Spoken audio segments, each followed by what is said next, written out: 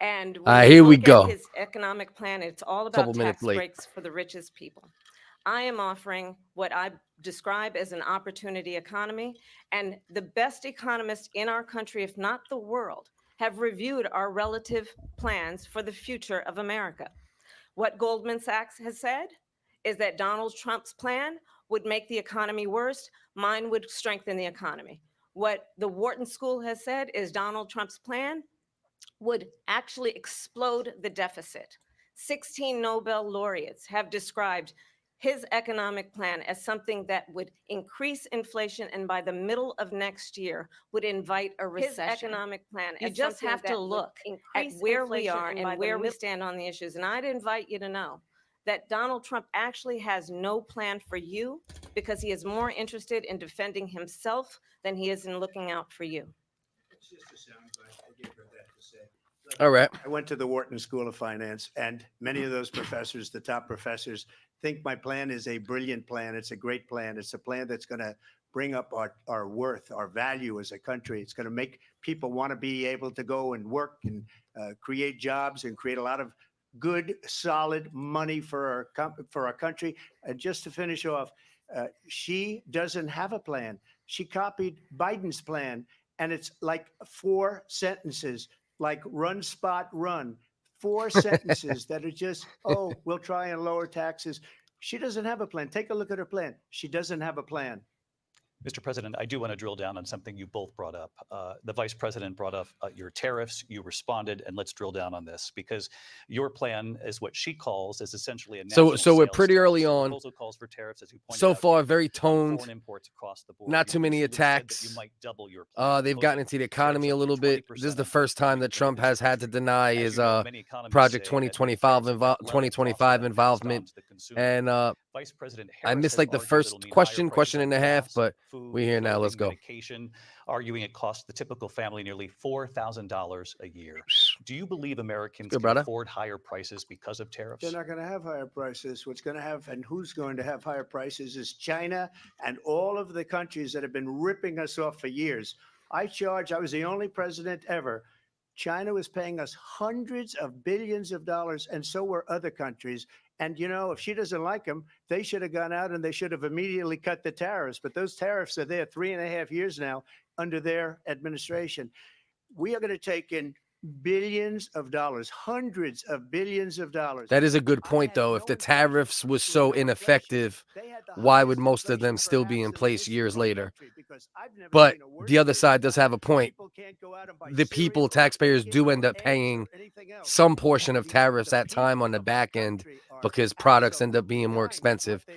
But usually tariffs do achieve the goal intended, which is to get countries to behave in some way without physical means, right? Without actual war. You know, you use tariffs to keep people in line. Did keep a number of the Trump tariffs in place. So how do you respond?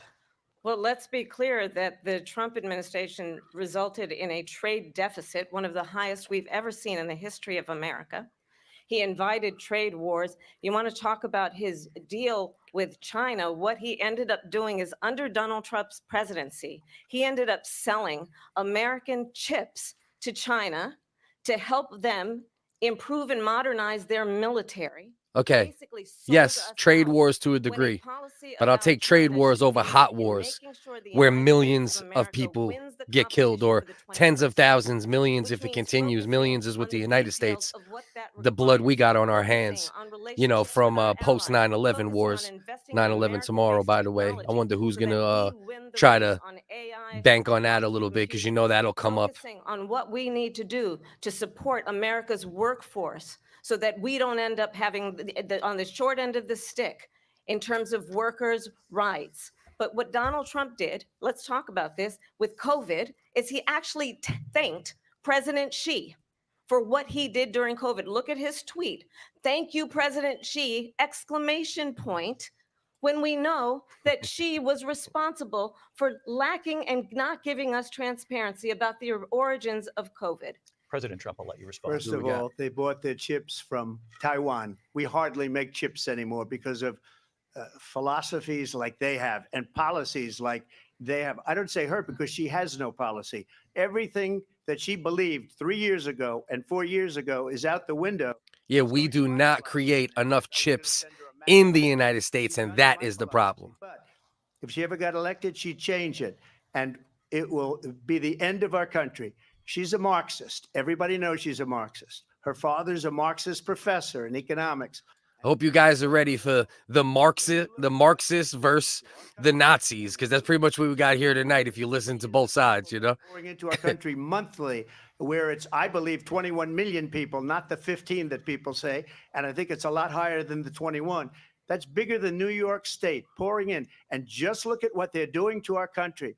They're criminals. Many of these people coming in are criminals. And that's bad for our economy, too. You know, you mentioned before, we'll talk about immigration later. Well, bad immigration is the worst thing that can happen to our economy. They have, and she has, destroyed our country with policy that's insane. Almost policy that you'd say they have to hate our country. President Trump. Thank you, Lindsay. okay. I want to turn to the issue of abortion. So President abortion, Trump- we got abortion coming next. So like I said, Trump, not too many attacks. I'm surprised Kamala isn't taking a more attacking approach. One mention of Project 2025 so far.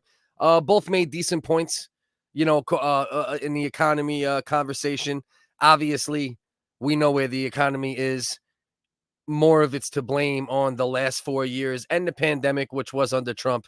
But, you know, they're trying to blame Trump for economic issues currently. And I don't think anybody that pays attention and, you know, knows the statistics and the policies of both, you know, the last two, you know, administrations would think that. But let's keep going. They have abortion in the 9th month. They even have, and you can look at the governor of West Virginia, the previous governor of West Virginia, not the current governor, who's doing an excellent job, but the governor before, he said, Yeah, "The Ralph baby will Northam, be I think his born, name is, and we Northam. will decide what to do with the baby." In other words, we'll execute the baby. And that's why I did that, because that predominates, because they're radical. The Democrats are radical in that. And her vice presidential pick, which I think was a horrible pick, by the way, for our country, because he is really out of it.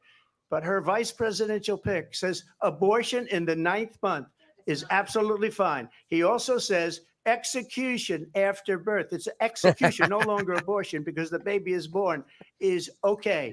And that's not okay. I never peeped that, bro. Damn sure it does, bro. That shit looks like one of those joints where they try to make it look slick, you know, on like the videos or on the memes. But yeah.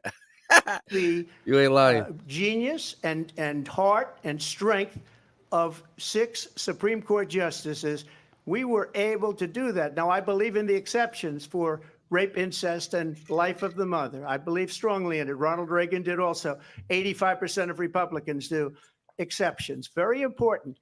But we were able to get it, and now states are voting on it. And for the first time, And now, you're going to see, it is a fair point that the left was getting a little crazy with how they were looking at the abortion issue. I think either way, they were going to try to get Roe versus Wade overturned and put it back in the hands of the states. So I don't know if it's accurate to say that's why they did it, but the left was getting a little crazy with, you know, how late in terms they were starting to accept and co-sign abortion. So it's a good thing to say, even if not fully accurate, right? Oh, that's why I put it back in the hands of the state, because they were getting crazy. It took courage to do it. Fair. And the Supreme Court had great courage in doing it. And I give tremendous credit to those 6 justices. There is no state in this country where it is legal to kill a baby after it's born. Madam Vice President, I want to get your response to President Trump. Well, as I said, you're going to hear a bunch of lies, and that's not actually a surprise. He does have to stop saying Let's that, though, understand how we because got it's here. not accurate. Donald Trump. We might have been on the path, though. That is a better thing to say. If we let them have it their way, that might be the case by now. And that's why I put it back in the hands of the state. But you can't say it's accurate to kill a baby after it's born. That's just, there's no state where that's legal. Which make it criminal for a doctor or nurse to provide health care. In one state, it provides prison for life.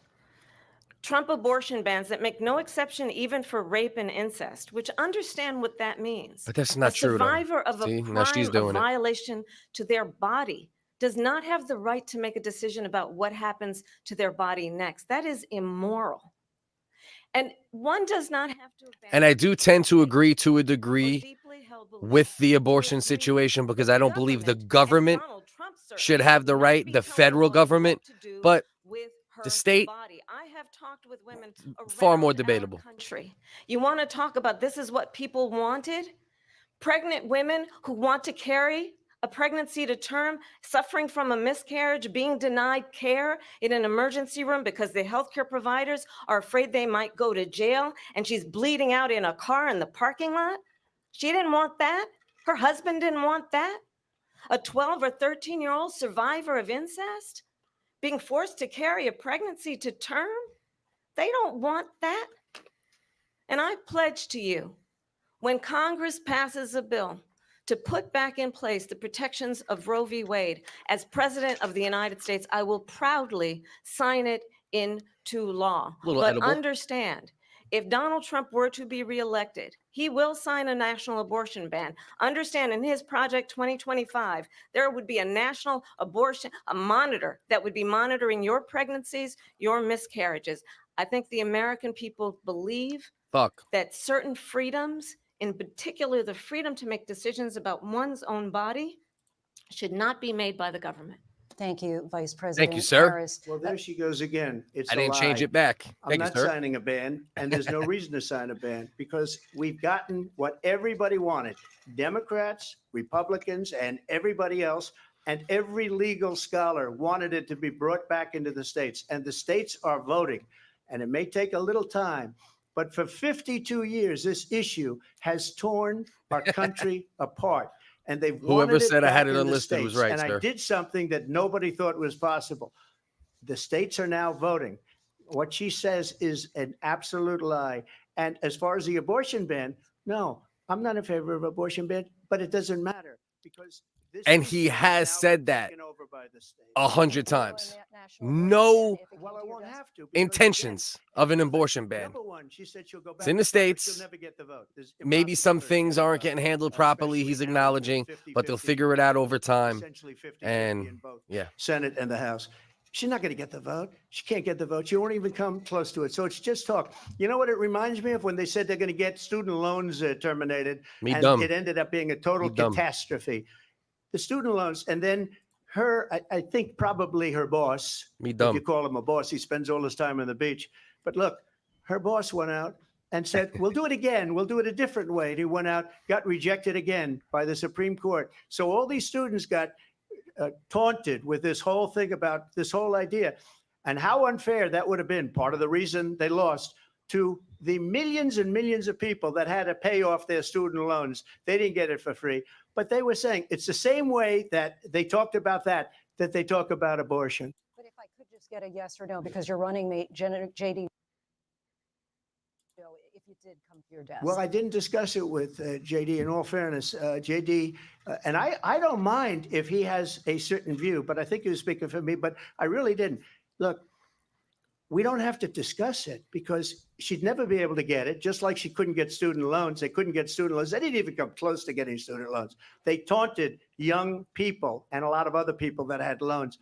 They can never get this approved. So it doesn't matter what she says about going to Congress. Well, wonderful. Let's go to Congress, do it. But the fact is that for years, they wanted to get it out of Congress and out of the federal government. And we did something that everybody said couldn't be done. And now you have a vote of the people on abortion. Vice President Harris, want to give you your time to respond, but I do want to ask, would you support any restrictions on a woman's right to an abortion? I absolutely support reinstating the protections of Roe v. Wade. And as you rightly mentioned, nowhere in America is a woman carrying a pregnancy to term and in asking for an abortion. That is not happening. It's insulting to the women of America. And understand what has been happening under Donald. I will say this. Abortion ban. She's holding Couples her who ground so pray far. and The dream economic of having conversation, are being denied you know, IVF treatments. Trump kind of took the W in that one a little bit. Working people, The working abortion women conversation, it's a who little are more working even 1 or ground 2 jobs, because, who can barely afford you know, they're childcare both as it saying is, things have to that are travel to accurate. They're another both saying things that are state inaccurate, to get on you a know, plane but sitting next to it being strangers, back in the States hasn't knowing affected that the they amount of have their same abortions needs. that women have gotten. They Matter of can fact, it's afford to increased. do it, and what you It's harder to get sometimes, though, and I don't necessarily love that. But I mean, what are we gonna do here?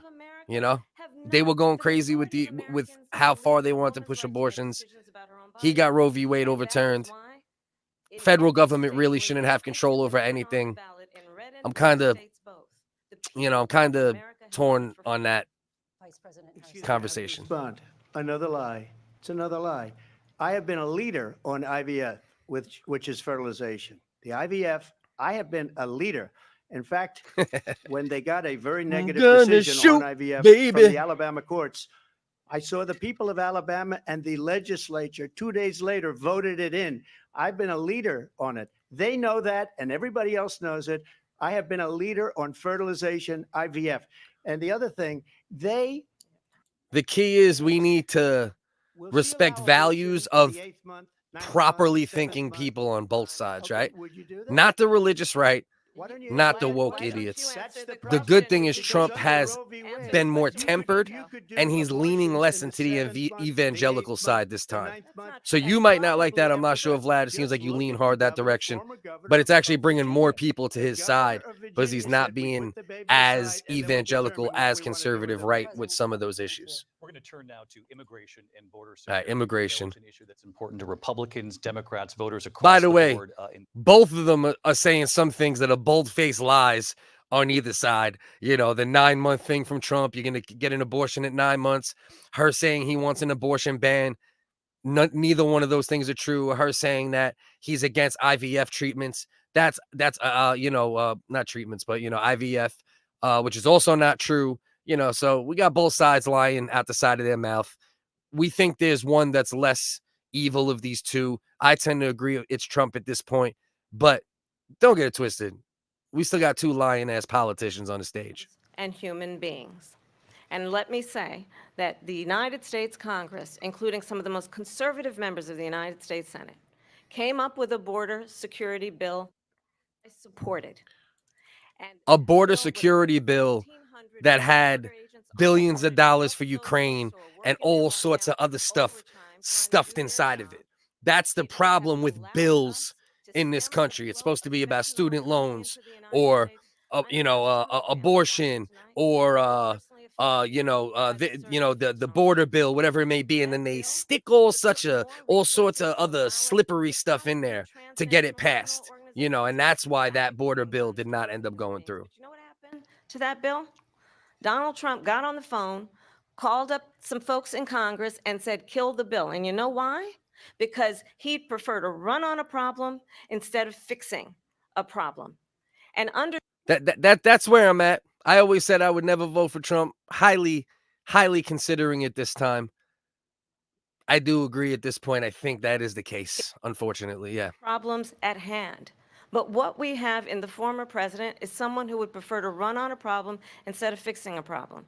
And I'll tell you something, he's going to talk about immigration a lot tonight, even when it's not the subject that is being raised. And I'm going to actually do something really unusual, and I'm going to invite you to attend one of Donald Trump's rallies, because it's a really interesting thing to watch. You will see during the course of his rallies, he talks about fictional characters like Hannibal Lecter. He will talk about windmills cause cancer. And what you will also notice is that people start leaving his rallies early out of exhaustion and boredom. And I will tell you, the one thing you will not hear him talk about is you. You will not hear him talk about your needs, your dreams, and your desires. And I'll tell you, I believe you deserve. But that's not true. The problem with Trump is he only talks to one side of the fence.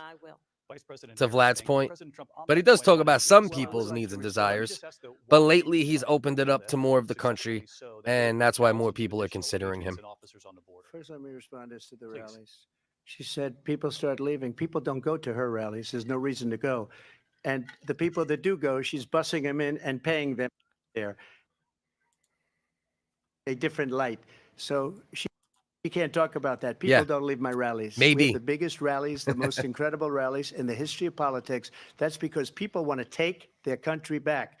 Our country is being lost. We're a failing nation. And it happened 3.5 years ago. And what's going on here, you're going to end up in World War III, just to go into another subject. What they have done to our country by allowing these millions and millions of people to come into our country, and look at what's happening to the towns all over the United States. And a lot of towns don't want to talk. It's not going to be Aurora or Springfield. A lot of towns don't want to talk about it because they're so embarrassed by it.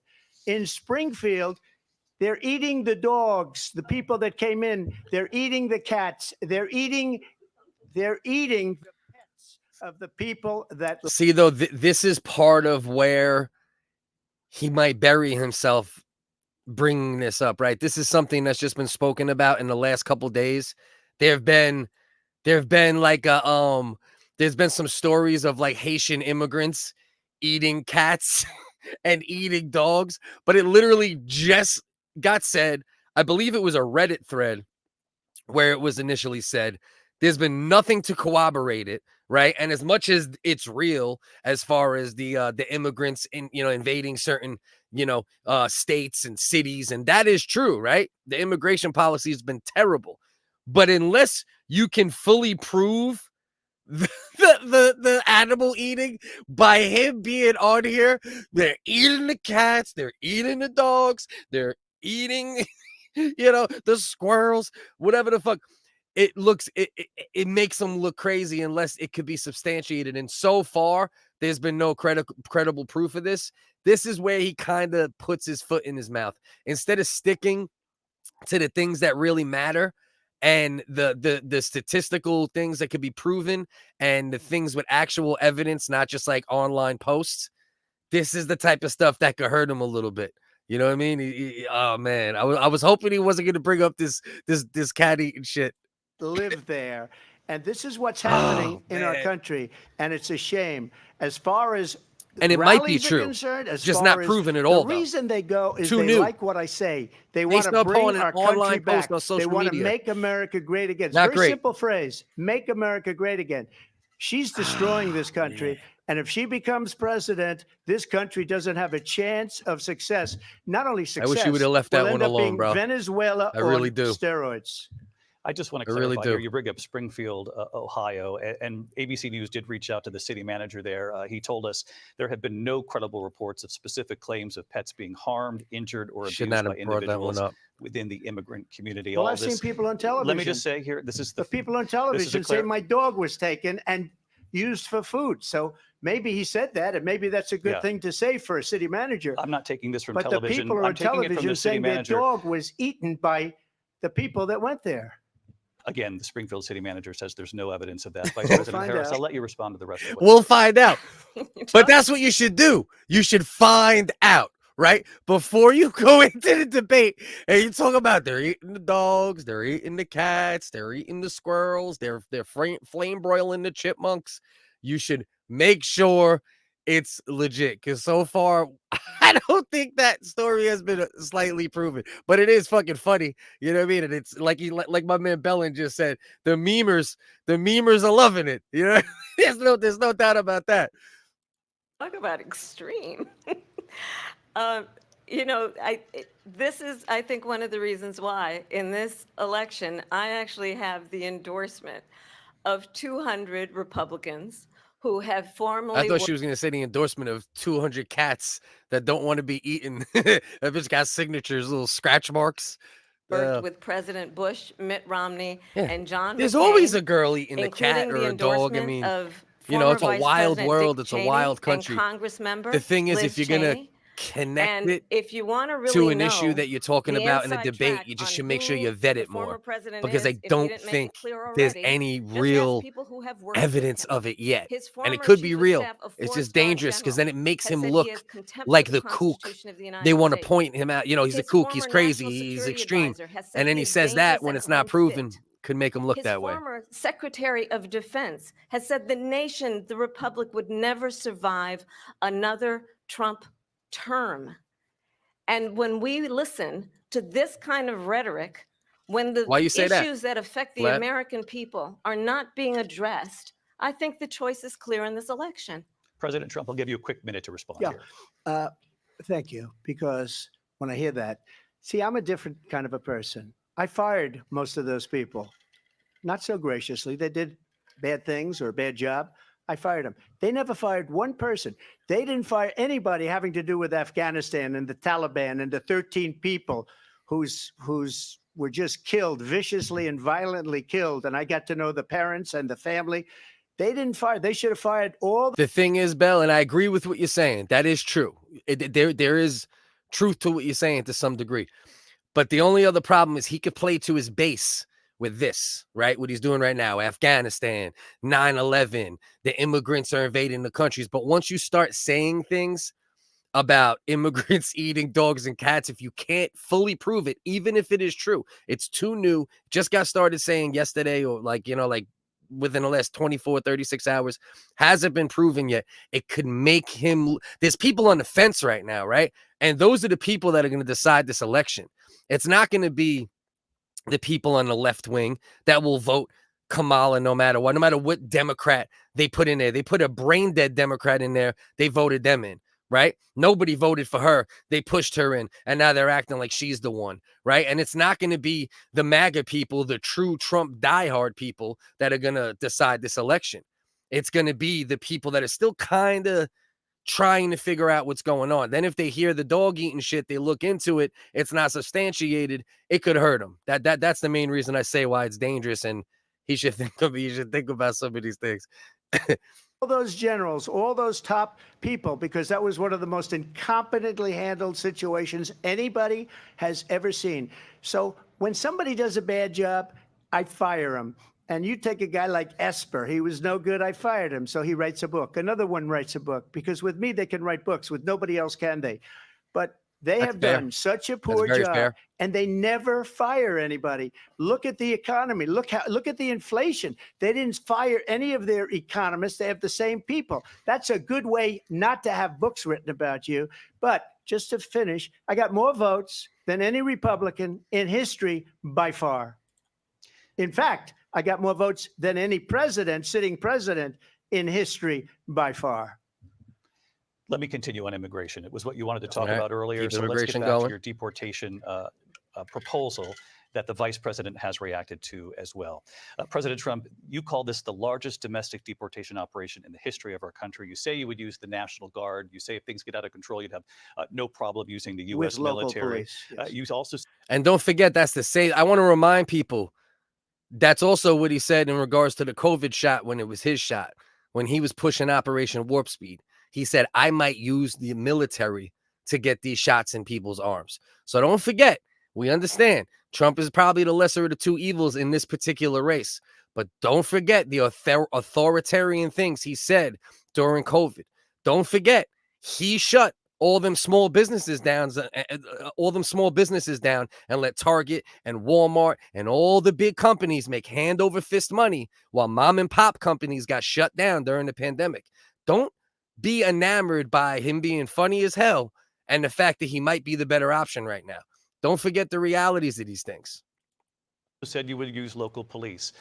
How would you deport 11 million undocumented immigrants? I know you 100%. believe that number is much higher. Has to be. Take us through this. What does this look like? Will authorities be going door to door in this country? Yeah, it is much higher because of them. They allowed criminals, many millions of criminals. They allowed terrorists. They allowed common street criminals. They allowed people to come in, drug dealers, to come into our country. And they're now in the United States and told by their countries like Venezuela, don't ever come back or we're going to kill you. Do you know that crime in Venezuela and crime in countries all over the world is way down? You know why? Because they've taken their criminals off the street and they've given them to her to put into our country. And it is fair. Just because they did something a month and a half ago and finally did something with the border, they can't erase the 3.5 years prior when it was leaking like a sieve and it was just flooding in. Not debatable. That is a fact of the matter. There's never been anything done like this at all. They've destroyed the fabric of our country. Millions of people let in, and all over the world, crime is down all over the world except here. Crime here is up and through the roof. Despite their fraudulent statements that they made, crime in this country is through the roof. And we have a new form of crime. It's called migrant crime. And it's happening at levels that nobody thought possible. President Trump, as you know, the FBI says overall violent crime is actually coming down in this country. But Excuse me, the FBI they were defrauding statements. They didn't include the worst cities. They didn't include the cities with the worst crime. It was a fraud, just like their number of 818,000 jobs that they said they created turned out to be a fraud. President Trump, thank you. I'll let you respond, Vice President Harris. Well, I think this is so rich coming from someone who has been prosecuted for national security crimes, economic crimes, election interference, has been found See, now, liable. this for is saying- when the Democrats are stupid as hell, right? Just like Trump was stupid as hell for saying the 9-month abortion thing. And, you know, there's states where you can get an abortion once the baby's born. I'm bold face, not true. And then this is bold face, untrue, which she's running with. I mean, it's true, right? He's gotten indicted. He will be facing, sentencing for certain things. But we all know this was politically motivated cases, and anybody with a brain that's not already under the Democrat spell knows this. Same old tired rhetoric, and address the needs of the American people, address what we need to do about the housing shortage, which I have a plan for, address what we must do to support our small businesses, address bringing down the price. Just tell me one plan. Before the end of this debate, I just want to hear one plan, because so far I have not heard anything structurally Every one of those or any cases plans was started by them, from Kamala. political opponent, and I'm winning most of them, and I will win the rest on appeal. And you saw that with the decision that came down just recently from the Supreme Court. I'm winning most of them. But those are cases, it's called weaponization. Never happened in this country. They weaponized the Justice Department. Every one of those cases was involved with the DOJ, from Atlanta and Fani Willis to the Attorney General of New York and the DA in New York. Every one of those cases. And then they say, oh, he's a criminal. They're the ones that made them Made go him a after them. By the criminal. way, Joe Biden was found is true. essentially guilty on the documents case. And what happened in my documents case? They said, oh, that's the toughest of them all. A complete and total victory. 2 months ago, it was thrown out. It's weaponization, and they used it, and it's never happened in this country. They used it to try and win an election. President They're Trump- fake cases. President And it's very dangerous, like if you're on the Democrat side and you think it's good because your party is controlling the weaponization of the Justice Department, remember, you're just opening the door for a Republican with no integrity, or a Republican. You say Trump is as crazy as you want to say he is. What if he decides to weaponize the justice system? This is why we cannot allow or celebrate weaponization of the justice system against political opponents, regardless of side. Same thing why we can't allow weaponization of censorship from either side, because they come for you. What do you think? They do these things to one side, and then the other side isn't going to do the same goddamn things, whether it's, narcissism, revenge, power hungry, whatever. You don't think the other side is going to do the same thing? They're just going to stop? Come on. Trump, thank you. A really quick response here, Vice President Harris, on this notion of weaponization of the Justice Department. Well, let's talk about extreme and understand the context in which this election in 2024 is taking place. The United See, but Belle, this is probably the most organized debate you're ever going to get, though, because there's no audience and they're muting microphones. So if you think this is bad, goddamn, you got to look at the old school ones. It's kind of crazy how debate hosts still just let him talk over them and interrupt, even after, yeah. Well, in most debates, if you look at debates going back 50 years, the moderators do get spoken over sometimes, and they should.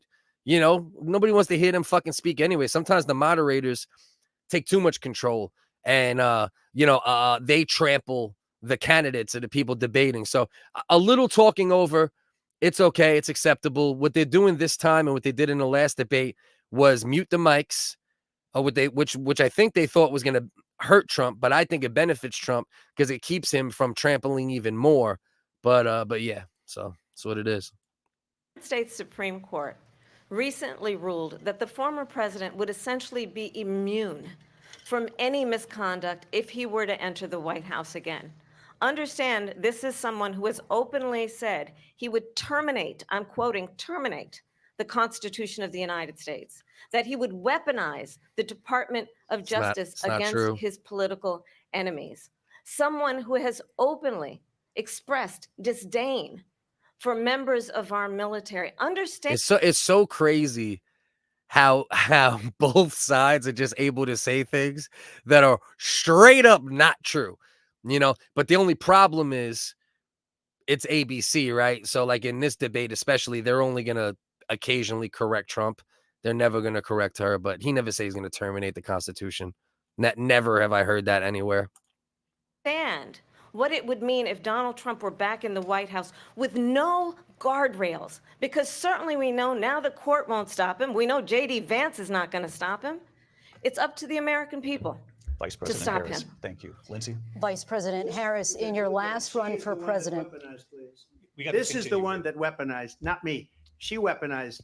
I probably took a bullet to the head because of the things that they say about me. They talk about democracy. I'm a threat to democracy. They're the threat to democracy President with a fake Trump. Russia investigation We do have a lot to that get. went nowhere. We have a lot to get to. Lindsay? Vice President Harris, in Fair. your last run for president, you said you wanted to ban fracking. Now you don't. You wanted mandatory government buyback programs for assault weapons. Now your campaign says you don't. You supported decriminalizing border crossings. Now you're taking a harder line. I know you say that your values have not changed. So then why have so many of your policy positions changed? So my values have not changed, and I'm going to discuss every one of at least every point that you've made. But in particular, let's talk about fracking because we're here in Pennsylvania. Fracking, which she said right out of her mouth, needs to stop. We need to stop fracking a few years ago. So let's see. She's flip-flopped on many issues, probably just for the election cycle, but let's see. I made that very clear in 2020. I will not ban fracking. I have not banned fracking as Vice President of the United States. And in fact, I was the tie-breaking vote on the Inflation Reduction Act, which opened new leases for fracking. My position is that we have got to invest in diverse sources of energy so we reduce our reliance on foreign oil. We have had the largest increase in domestic oil production in history because of an approach that recognizes that we cannot over-rely on foreign oil. As it relates to my values, let me tell you, I grew up a middle-class kid raised by a hardworking mother. Trump was tapping into domestic reserves, I believe, like no other administration ever has. So I'm interested in what the basis for her saying that is. $400 million on a silver platter and then file bankruptcy 6 times is a value that I bring to my work, to say we are going to work with the private sector and home builders to increase 3 million homes, increase by 3 million homes by the end of my first term. My work that is related to having a friend when I was in high school who was sexually assaulted by her stepfather. And my focus then on protecting women and children from violent crime is based on a value that is deeply grounded in the importance of standing up for those who are most vulnerable. My work that is about protecting Social Security and Medicare is based on longstanding work that I have done, protecting seniors from scams. My values have not changed. And what is important is that there is a president who actually brings values and a perspective that is about lifting people up and not beating people down and name calling. The goddamn wokies are gonna love that shit, even though it's nonsense. They're gonna love that one. Right now, you got a whole bunch of blue-haired bitches flicking their bean right now. Okay, right now, just True measure of the leader is the leader who actually understands the strength is not in beating people down, it's in lifting people up. I intend to be that president. President Trump, your Well, response? first of all, I wasn't given $400 million. I wish I was. My father was a Brooklyn builder, Brooklyn, Queens, and a great father. You And I did give him learned a a lot million from him, but I or was 2 given a million. fraction of that, a tiny fraction, and I Yeah. built it into many, More than many that, but billions of dollars, not many, 400. many billions. And when people see it, they are even surprised. So we don't have to talk about that. Fracking, she's been against it for 12 years. Defund the police, she's been against that forever. She gave all that stuff up very wrongly, very horribly, and everybody's laughing at it, okay? They're all laughing at it. She gave up at least 12 and probably 14 or 15 different policies. Like, she was big on defund the police. In Minnesota, she went out, wait a minute, I'm talking now, if you don't mind, please. Does that sound familiar? She went out. She went out in Minnesota and wanted to let criminals that killed people, that burned down Minneapolis, she went out and raised money to get them out of jail. She did things that nobody would ever think of. Now she wants to do transgender operations on illegal aliens that are in prison. This is a radical left liberal that would do this. She wants to confiscate your guns, and she will never allow fracking in Pennsylvania. If she won the election, fracking in Pennsylvania will end on day one. Just to finish one thing so important, in my opinion. So I got the oil business going like nobody. Truthfully, I don't think she will end fracking, no, because I believe she's in deep enough now where even though she made all those like woke statements about like, we have to end fracking, it needs to stop immediately, all that. You can't do that once you get that close to the White House. You know, it's impossible to do at this point. Our reliance on foreign oil is still, far too powerful. But I think if she could, she would. But I don't think she's going to, because once you get to that point, there's too much oil money in your pockets. Maybe not as much oil money as in Republicans' pockets, but there's too much oil money that owns both parties for that to happen. Nobody has ever done before. When they took over, they got rid of it, started getting rid of it, and the prices were going up the roof. They immediately let these guys go to where they were. I would have been 5 times, 4 times, 5 times higher, because you're talking about 3.5 years ago. They got it up to where I was because they had no choice, because the prices of energy were quadrupling and doubling. You saw what happened to gasoline. So they said, let's go back to Trump. But if she won the election, the day after that election, they'll go back to destroying our country. And now that is accurate. Trump had the oil prices lower because he did more drilling and fracking here. The United States, a lot of people don't know this. We have the highest reserve, the largest reserve of oil under our feet than any country. Middle Eastern, Saudi Arabia, you name it. We have more under our feet, right? So he was doing a lot of domestic drilling and domestic, procurement. What's that word? Let's leave that alone, right? He was doing domestic oil and gas. And once he left, they stopped doing that as much. Then all the prices started getting crazy. And now, so I was wondering how they would spin that back.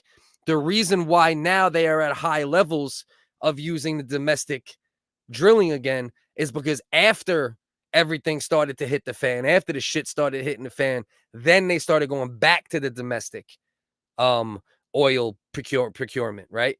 Now, when they go back, who knows, will they keep it going that direction? They probably will, because if they've seen how it's affected inflation, obviously trucks, shipping containers, all that is oil relative, right? But now that I see that's how she tried to BS and say, oh, we are using the most domestic oil than ever in history. Yeah, you're matching Trump's levels again because of how the wheels started falling off. So that's interesting. Okay. I'm glad they clarified that.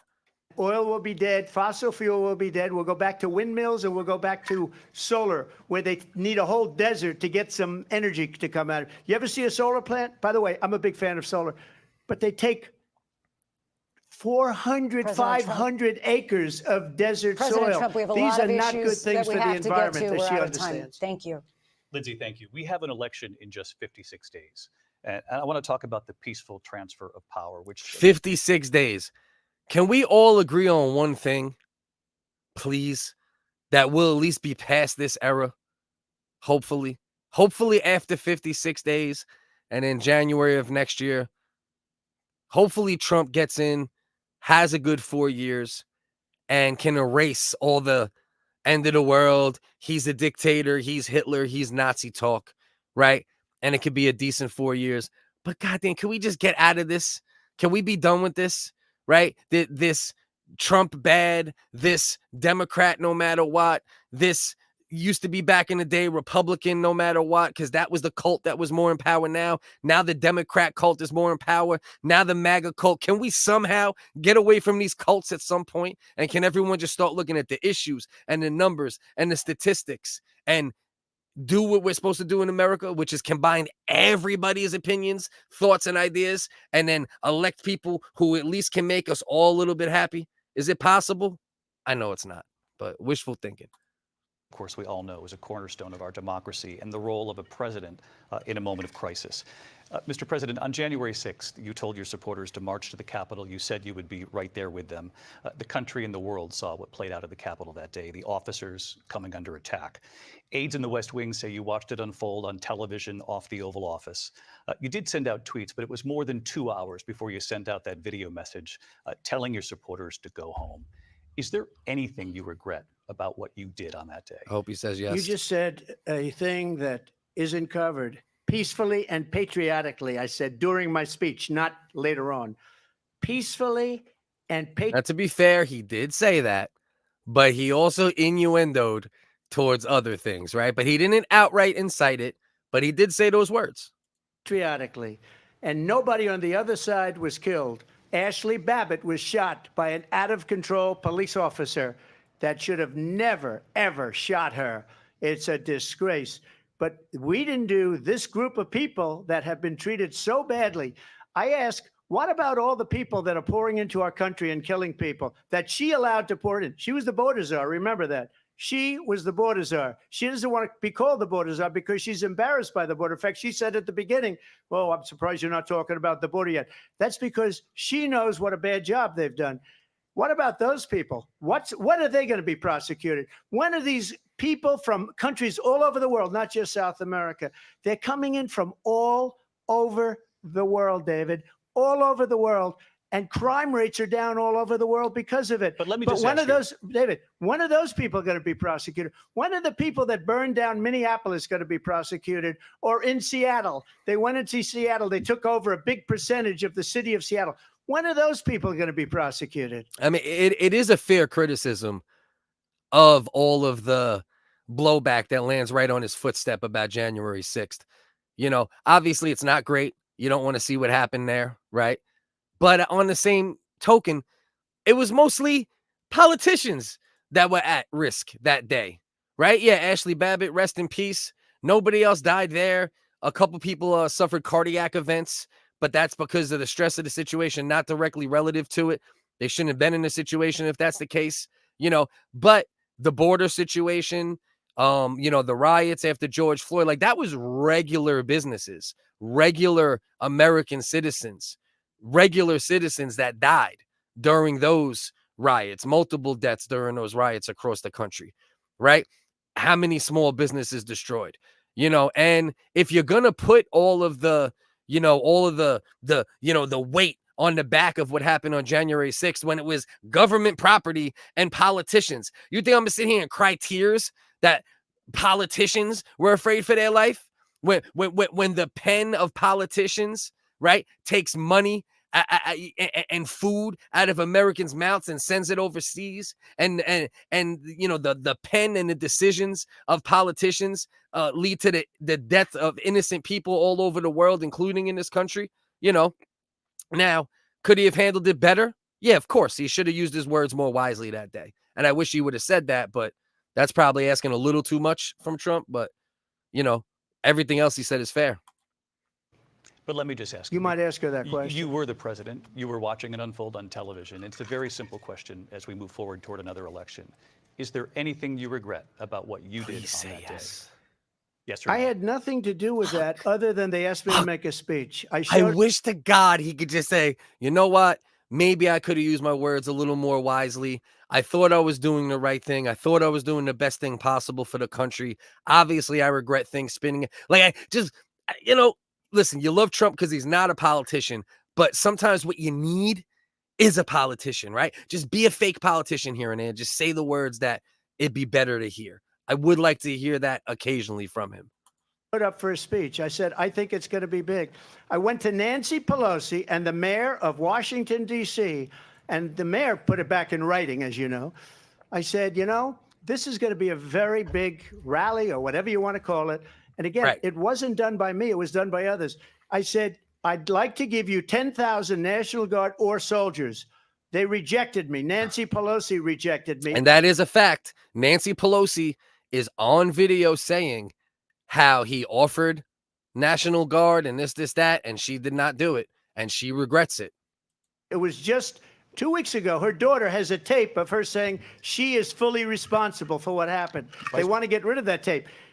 It would have never happened if Nancy Pelosi and the mayor of Washington did their jobs. I wasn't responsible for security. Nancy Pelosi was responsible. She didn't do her job. The question was about you as president, not about former Speaker Pelosi. But I do want Vice President Harris to respond here. I was at the Capitol on January 6th. I was the vice president-elect. I was also an acting senator. I was there. And on that day, the President of the United States incited a violent mob to attack our nation's capital, to desecrate our nation's capital. On that day, 140 law enforcement officers were injured, and some died. Motherfuck the Capitol and its buildings and all of these damn politicians that were scared that day, right? It's not a good look. Shouldn't have happened. Trump probably could have done some things that were different, but come on now. Come on now. Come on, stop. Just stop.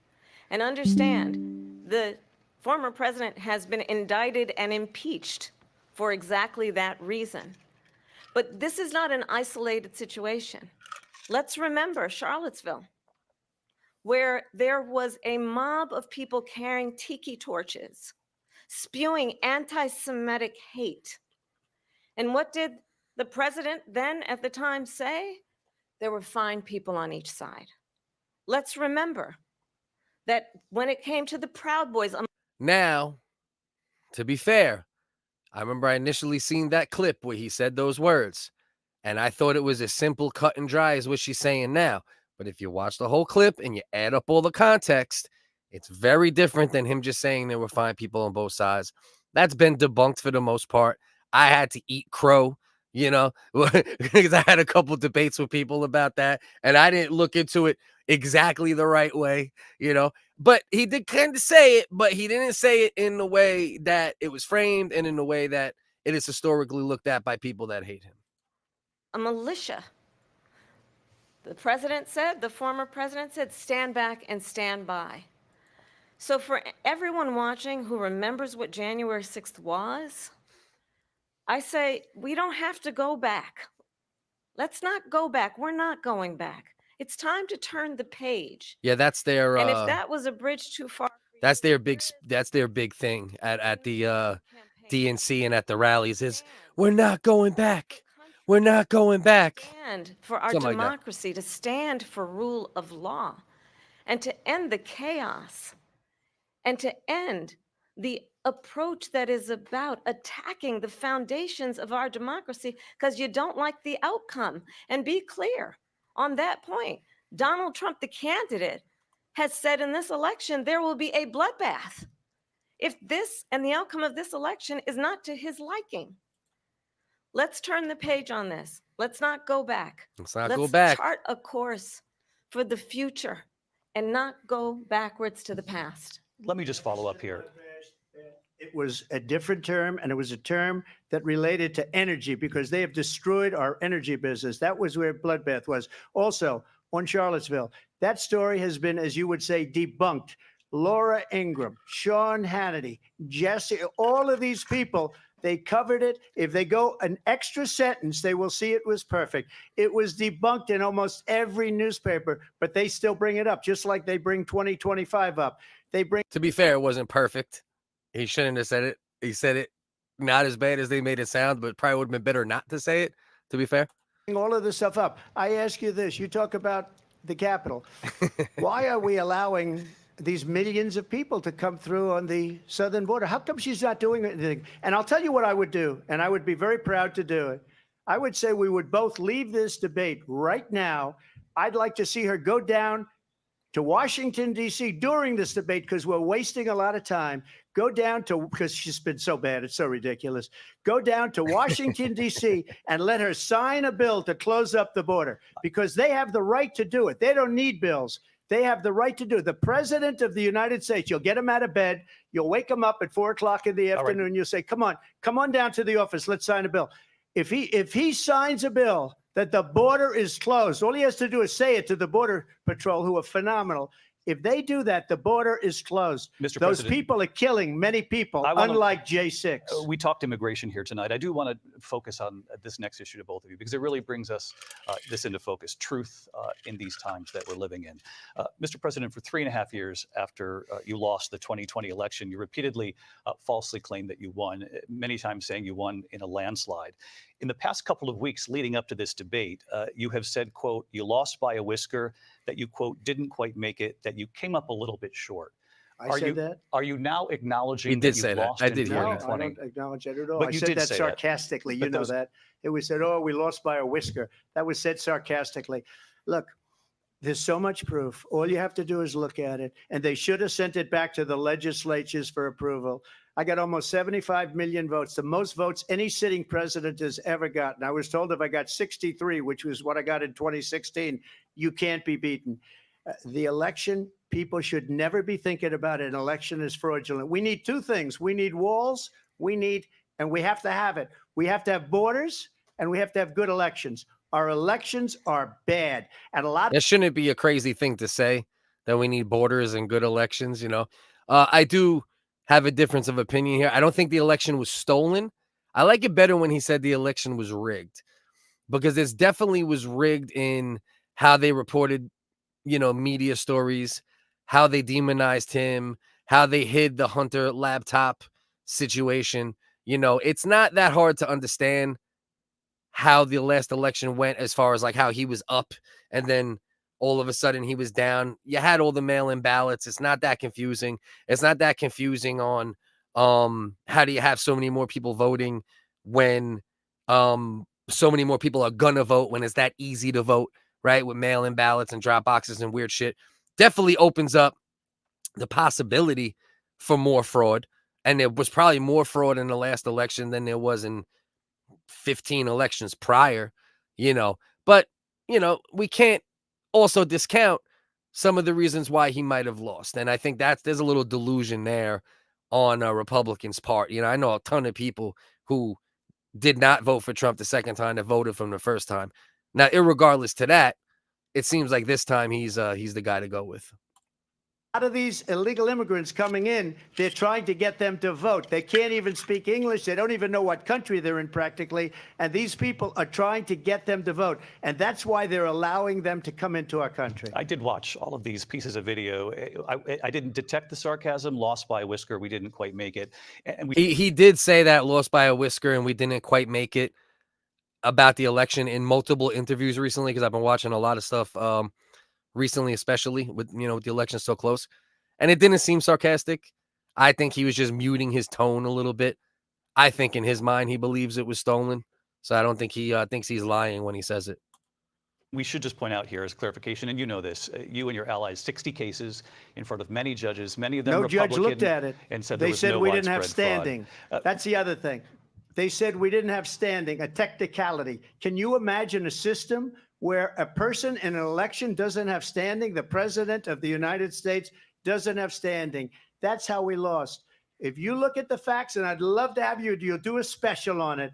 I'll show you Georgia, and I'll show you Wisconsin, and I'll show you Pennsylvania, and I'll show you. We have so many facts and statistics, but you know what? That doesn't matter, because we have to solve the problem that we have right now. That's old news. And the problem that we See, have. that's good. What he just did right there, that's a move, right?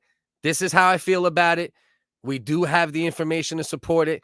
They don't allow us to present it, but it doesn't matter. Let's move forward. Let's solve it moving forward. And that I could not agree with more. We have right now is we have a nation in decline, and they have put it Both into sides. decline. We have a nation that is dying, David. Mr. President, thank you. Both sides will cheat if the opportunity is there. Vice President Harris, you heard the president there tonight. He said he didn't say that he lost by a whisker. So he still believes he did not lose the election that was won by President Biden and yourself. But I do want to ask you about something that's come up in the last couple of days. This was a post from President Trump about this upcoming election just weeks away. He said, when I win, those people who cheated, and then he lists donors, voters, election officials, he says will be prosecuted to the fullest extent of the law, which will include long-term prison sentences. One of your campaign's top lawyers responded saying, we won't let Donald Trump intimidate us. We won't let him suppress the vote. Is that what you believe he's trying to do here? Donald Trump was fired by 81 million people. And to be fair, when Trump won the first time, the Democrats and Hillary and Russian collusion, they were questioning the election too. I mean, to act like they didn't do the same thing but in a different way. The only thing that there wasn't was the January 6th element. If you remove the January 6th element from the equation, Democrats did the same exact thing about the election not being fair or being rigged in 2016. So, and that's the whole thing. Republicans will cheat if they can. Democrats will cheat if they can. There was definitely more cheating than ever in the 2020 election because of the mail-in ballots, probably on both sides. Maybe the evidence will come forth in the future. And if it does, and they could prove it, I'll eat all the crow. I think the election was fixed in a way. I just don't think it was directly stolen the way it's framed. But they definitely did everything they could to make sure that Biden won, aside from the crazy shit that they say happened, which we just need to see actual proof of, not Twitter proof, proof in the justice system. Maybe it'll happen one day. So let's be clear about that. And clearly he is having a very difficult time processing that. But we cannot afford to have a president of the United States who attempts, as he did in the past, to upend the will of the voters in a free and fair election. And I'm going to tell Again, they did the same thing on the other side. They were hitting us with Russian collusion for fucking 2.5 years into his presidency, 3 years, and they had to give it up at some point. you that I have traveled the world as vice president of the United States, and world leaders are laughing at Donald Trump. Right. The hanging I have talked chads with military leaders in some his of whom brother's worked with home you, state. and At they that. say you're a disgrace. And when you then talk in this way in a presidential debate and deny what over and over again are court cases you have lost because you did in fact lose that election, it leads one to believe that perhaps we do not have in the candidate. Now let's see. Can Trump control himself after she keeps pushing that he lost? I want to see what he has to say next. And the American people deserve better. I'll give you 1 minute to respond, Mr. President. Let me just tell you about world leaders. Viktor Orban, one of the most respected men, they call him a strong man. He's a tough person, smart. Prime Minister of Hungary. They said, why is the whole world blowing up? 3 years ago, it wasn't. Why is it blowing up? He said, because you need Trump back as president. They were afraid of him. China was afraid, and I don't like to use the word afraid, but I'm just quoting him. China was afraid of him. Smart. North Korea was afraid of him. Smart way to frame it. Look at what's going on with North Korea, by the way. He said Russia was afraid of him. I ended the Nord Stream 2 pipeline, and Biden put it back on day one, but he ended the XL pipeline. The XL pipeline in our country, he ended that, but he let the Russians. She's not doing terrible so far, It's not a wash. In the world. Look, Viktor Orban said it. He said the most respected, most feared person is Donald Trump. We had no problems when Trump was president, but when this weak, pathetic man that you saw at a debate just a few months ago, that if he weren't in that debate, he'd be running instead of her. She got no votes. He got 14 million votes. What you did, you talk about a threat to democracy. He got 14 million votes, and they threw him out of office. And you know what? I'll give you a little secret. He hates her. He can't stand her. But he got 14 million votes. They threw him out. She got 0 votes. And when she ran. He said that shit so matter of fact, like he's on the phone with Biden. He's just like, I hate this bitch. I'm okay with it because your time is I up. think we're Thank going to you. do very well. We've got a lot more to get to. Turning now Yes. to the Israel-Hamas war and the hostages who are still being held. And to me, that's the most important thing here, right? This is one of the main reasons why I might vote for Trump for the first time is the foreign war situation. Trump is not big on foreign wars.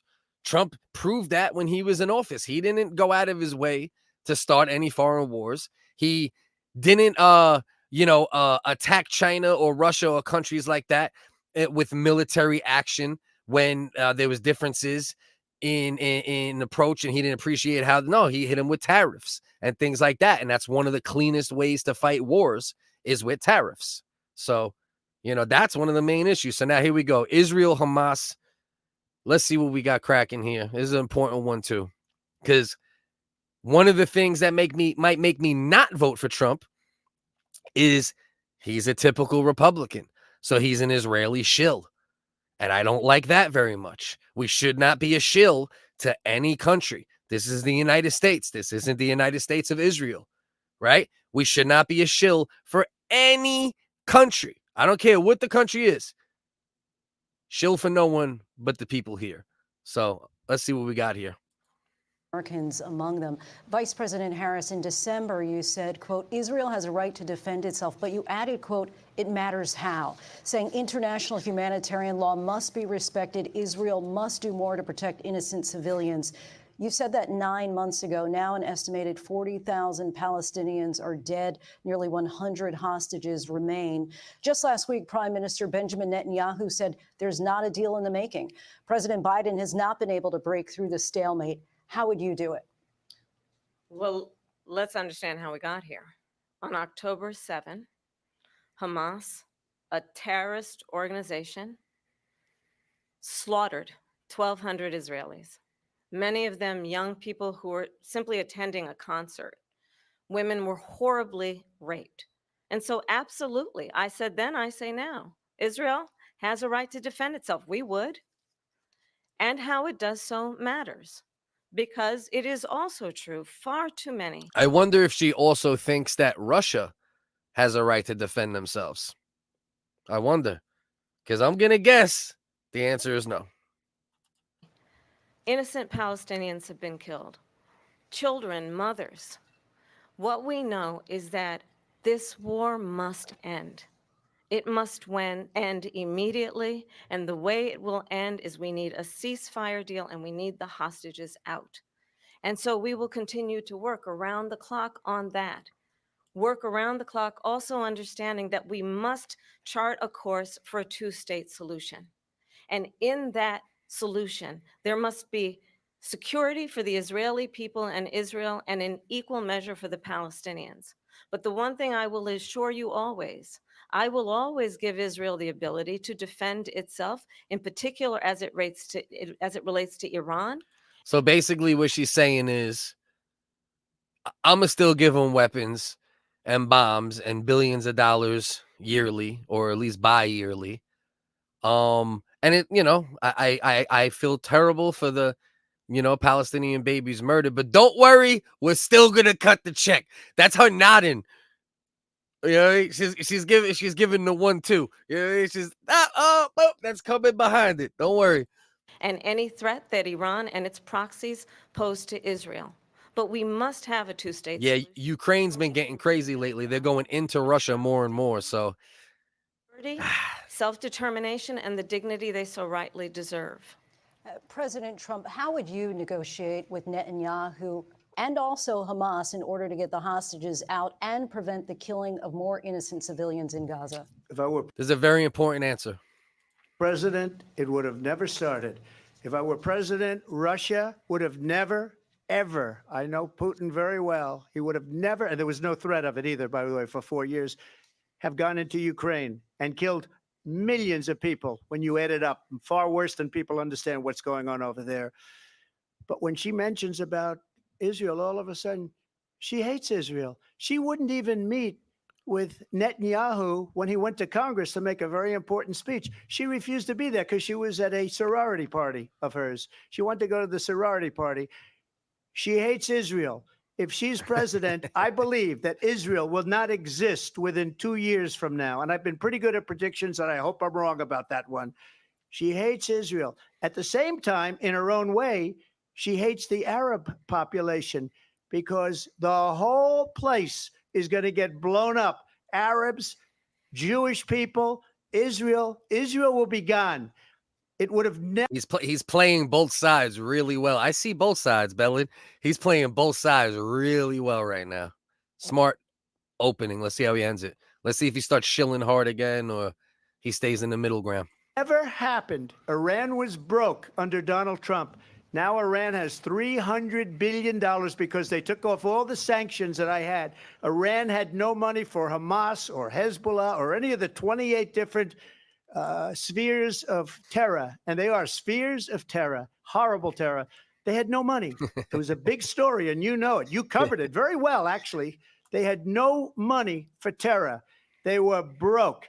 Now they're a rich nation, and now And that is true. And it wasn't money that was like directly handed to them in the same way you hand money directly to, you know, Ukraine, or you hand money to Israel. It was like so basically there was accounts that were frozen, right? That we allowed to be unfrozen, and they used that money in other places, and then they used other money to, you know, to arm themselves more and, you know, come up with the plan. I mean, but the money, I mean, I don't know how much money it actually cost to do that wild ass paragliding fucking plan they did on October 7th, but it is a fact that definitely billions. I don't know about 300 billion, what he just said. That might not be the correct number, but we unfroze a lot of assets that Iran was not supposed to have access to. And anybody who knows anything about this, and if you don't, Iran are usually the people who fund, arm, and train groups like Hamas and the Houthis and, you know, things along those lines. now what they're doing is they're spreading that money around. Look at what's happening with the Houthis and Yemen. Look at what's going on in the Middle East. This would have never happened. I will get that settled and fast, and I'll get the war with Ukraine and Russia ended. If I'm president-elect, I'll get it done before even becoming president. Man, that is a gangster thing to say, and it's very possible. And just imagine, this war's been going on for like 3 years now, right? I believe, what, 2021, I believe it started. And imagine, before he walks into the White House, he hits Putin up, hits Zelensky on three-way. They're on three-way like a 90s commercial advertising three-way calls for the first time. And he gets it done before he walks in. That's crazy. Strong statement regardless, though. Vice President Harris, he says you hate Israel. That's absolutely not true. I have my entire career and life supported Israel in the I think her husband's Jewish, but to be fair, for a long time, she was with the Squad and all of that, and they were, listen, you can have your issues with Israel, and I've been always a person that has spoken about both sides of that conflict, literally since when I was a young kid. I looked into that shit in the 90s when I was young, blasting out statistics about 10-to-1 kill ratio from Israelis to, you know, Israelis to Palestine and this and that. But there's not hatred, right? It's just like, let's see what goes on here. But from the Squad, there is definitely some people in the Squad that, and that whole woke, you know, true woke element of Congress that have more than just statistics.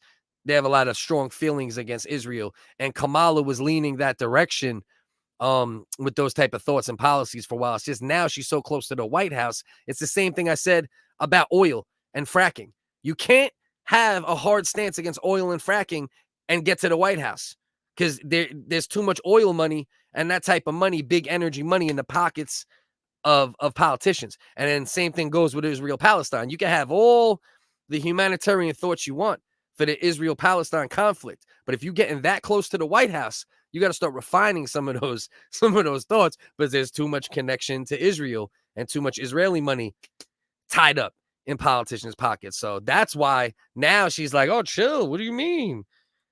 the Israeli people. He knows that he's trying to, again, divide and distract from the reality, which is, it is very well known that Donald Trump is weak and wrong on national security and foreign policy. It is well known that he admires dictators. You can't say things like that, though, because his foreign policy was very strong when he was in. The tariffs were effective. You know, you guys see what I'm doing here if you've been watching, right? There's only a couple people watching now, but I'm trying to be fair to both sides, even though one side seems to be a little more ridiculous currently, you know? But you can't just say that, because his foreign policy is one of the things I liked with him walking into the White House, even when I was way more of a Trump hater. He's actually pretty damn good on foreign policy. He's pretty good on foreign policy. He keeps people in pocket. He uses force when it's needed, utilizes tariffs and things along those lines. So for her to bold-face say he's horrible with foreign policy and he admires dictators. Why? Because you're willing to sit at the table. They're not going to stop existing. So what's better to do? Be like Cheney and start wars with everyone, or be like other people and just, talk bad? No, you want to sit at the table. You got to sit at the table with your enemy. Sometimes you got to split some hot bread, some Texas Roadhouse cinnamon butter on some hot bread with Kim Jong-un and talk it out. Yeah, you got to go there with Putin, rub a couple Russian titties. Let's talk about this, Putin. These are the things you have to do as leader of the United States of America. You can't pretend like they don't exist. You can't just wipe them off the map and be what we used to be with that full-blown, war mentality. We need to break away from that. We should be non-interventionalist unless we really have to intervene. And the Democrat and the Democratic Party has suddenly turned into the war party, which is one of the main reasons I'm leaning towards Trump. That's the top 2 or 3 reasons why I'm thinking about him this time. Because now you got Dick Cheney just endorsed Kamala Harris. Dick Cheney. I mean, and you're proud of this? Oh, Dick Cheney. Oh. And George Bush said, I'm sitting this one out. I'm not endorsing Trump. I'm not endorsing Kamala. But Dick Cheney, literally the war machine, a guy who profited billions, millions, if not billions of dollars after 9/11. We'll talk about that a little bit tomorrow. Endorsed Kamala Harris, right? I mean, this is something to be proud of. You want to talk about the Hitler and Nazis and these type of people? Dick Cheney, a lot of blood on those hands, a lot of blood. Wants to be a dictator on day one, according to himself. It is well known that he said of Putin that he can do whatever the hell he wants and go into Ukraine. It is well known that he said when Russia went into Ukraine, it was brilliant. It is well known he exchanged love letters with Kim Jong-un. And it is absolutely well known that these dictators and autocrats are rooting for you to be president again because they're so clear they can manipulate you with flattery and favors. Putin publicly said it's better if Biden was in. Okay? While Biden was in, Putin rolled up in Ukraine. He got sick of the NATO stuff, and he said, all right, it's time. Not while Trump was in. You don't think he wanted to tell Ukraine, chill out? Throw a couple tanks in there? Of course he did. Right? It was the Democrat Party, when Obama was in, that literally funded the coup in Ukraine and got the old president out of there and installed Zelensky, And then Putin knew he had to chill out for a little while Trump was in. The minute Biden was in, he said, all right, with this NATO stuff's becoming a little too much. And he goes in. He openly said he'd rather Biden. Now, that might be a tactic, To be fair, that might be a tactic. Let me say I want Biden in there when I really want Trump in there. So these dumbass Americans will be like, oh, he actually wants Biden. Who knows? And that is why so many military leaders who you have worked with have told me you are a disgrace.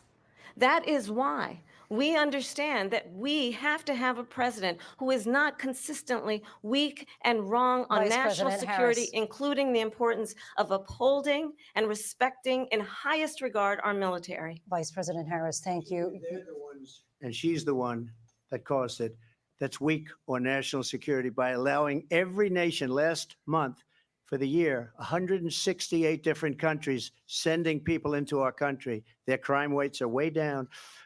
Putin endorsed her last week, said, I hope she wins. And I think he meant it because what he's gotten away with is absolutely incredible. Yeah, I knew he endorsed Biden. He went as far as so Kamala Harris, just to be clear, has Putin's endorsement and Dick Cheney and the Cheneys, both Cheneys and all the Cheneys endorsement. So it might be something to at least consider, have happened with me. the leaders of other countries think that they're weak and incompetent, and they are. They're grossly incompetent. And I just ask one question. Why does Biden go in and kill the Keystone Pipeline and approve the single biggest deal that Russia's ever made, Nord Stream 2, the biggest pipeline anywhere in the world going to Germany and all over Europe? Because they're weak and they're ineffective. And Biden, by the way, President gets paid Trump, a lot of money. Thank you. We have a lot of issues to get to. We'll be right back with much more of this historic ABC News presidential debate from the National Constitution Shut Center up, right David here in Muir. Philadelphia. Let's move it forward. Equalize. They're in for 100. To win this war, arguing that if Putin wins, he may be emboldened to move even further into other countries. You have said you would solve this war in 24 hours. You said so just before the break tonight. How exactly would you do that? And I want to ask you a very simple question tonight. Do you want Ukraine to win this war? I want the war to stop. I want to save lives that are being uselessly, people being killed by the millions. It's the millions. It's so much worse than the numbers that you're getting, which are fake numbers. Look, we're in for 250 billion or more because they don't ask Europe, which is a much bigger beneficiary to getting this thing done than we are. They're in for $150 billion less because Biden and you don't have the courage to ask Europe like I did with NATO. They paid billions and billions, hundreds of billions of dollars, 250, 300 billion already. All right. But look what's going on in Chicago. Look what's going on right here in this country. How about we clean up this country? They should be forced to equalize. With that being said, I want to get the war settled. I know Zelensky very well, and I know Putin very well. I have a good relationship, and they respect your president, okay? They respect me. They don't respect Biden. How would you respect him? Why? For what reason? He hasn't even made a phone call in 2 years to Putin, hasn't spoken to anybody. They don't even try and get it. That is a war that's dying to be. And that is crazy, right? I don't care how you look at Putin, right? Whether Russian propaganda from the 70s, 80s, 90s to now, they're the worst, they're the demons, whatever. Or you have a little bit more of a muted stance on them, you know, just more politically driven or whatever. If there's two countries at war and one of them has one of the biggest nuclear arsenals in the world, don't you think our president should be on the phone? Even if he's telling them, fuck you, we ain't stopping, right? There should be an effort made, right? You shouldn't only be talking to Zelensky. You need to be talking to both sides. There was actually a deal that was brokered in place. Both Ukraine and Russia were happy with it. Putin was happy with it. And then they sent Boris Johnson, his weirdo ass from the UK, on behalf of us to kill that from happening. So, you know, and there's a lot of things in Ukraine and with that war, not to get into it fully, but farmland, precious metals, minerals. There's also, like, as always, a major monetary reason why we're behind Ukraine. It's not just geopolitical, which obviously that's a big part of it too, but there's also a monetary aspect, obviously. Be settled. I will get it settled before I even become president. If I win, when I'm president-elect, and what I'll do is I'll speak to one, I'll speak to the other, I'll get them together. That war would have never happened. And in fact, when I saw Putin after I left, unfortunately left because our country has gone to hell. But after I left, when I saw him building up soldiers, he did it after I left. I said, oh, he must be negotiating. It must be a good, strong point of negotiation. Well, it wasn't, because Biden had no idea how to talk to him. He had no idea how to stop it. And now you have millions of people dead, and it's only getting worse, and it could lead to World War III. Don't kid yourself, And David. it could. We're playing with It's World War III, not and we have a president that we don't even know if he's. Where is our president? We don't even know if he's a president. And just to clarify they here, threw him out of a campaign like a dog. We don't even know. Is he our president? But we have a president, Mr. President, that doesn't know he's alive. your time is up. Just to clarify on the question, do you believe it's in the U.S. best interest for Ukraine to win this war? Yes or no? I think it's the U.S. best interest to get this war finished. And Right. just get it done. All right. What's with this dumbass question? Yeah, Ukraine, rah, rah, shish kumbah. Israel, rah. No, we just need to get it to stop. You know what I mean? Fuck winners and losers. Like, can it just stop? But also, as commander-in-chief, if elected, how would you deal with Vladimir Putin, and would it be any different from what we're seeing from President Biden? Well, first of all, it's important to remind the former president you're not running against Joe Biden, you're running against me. I believe the reason that Donald Trump says that this war would be over within 24 hours is because he would just give it up. And that's not who we are as Americans. Let's understand what happened here. I actually met with Zelensky a few days before Russia invaded, tried through force to change territorial boundaries, to defy one of the most important international rules and norms, which is the importance of sovereignty and territorial integrity.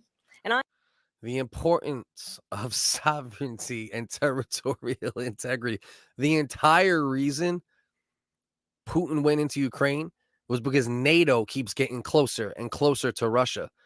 And we promised decades ago, if you do this, I forgot the exact terms at this point, but we made a deal.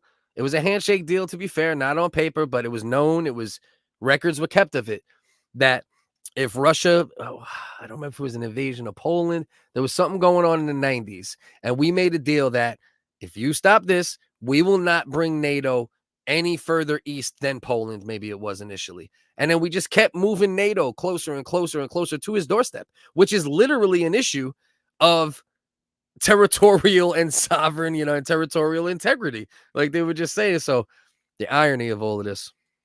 I met with President Zelensky. I shared with him American intelligence about how he could defend himself. Days later, I went to NATO's eastern flank, to Poland and Romania. Yeah. And through the work that I and others did, we brought 50 countries together to support Ukraine in its righteous defense. And because of our support, because of the air defense, the ammunition, the artillery, the javelins, the Abrams tanks that we have provided, Ukraine stands as an independent and free country. If Donald Trump were president, Putin would be sitting in Kyiv right now. Just imagine if Russia was giving Mexico all the things that she just named that we give Ukraine.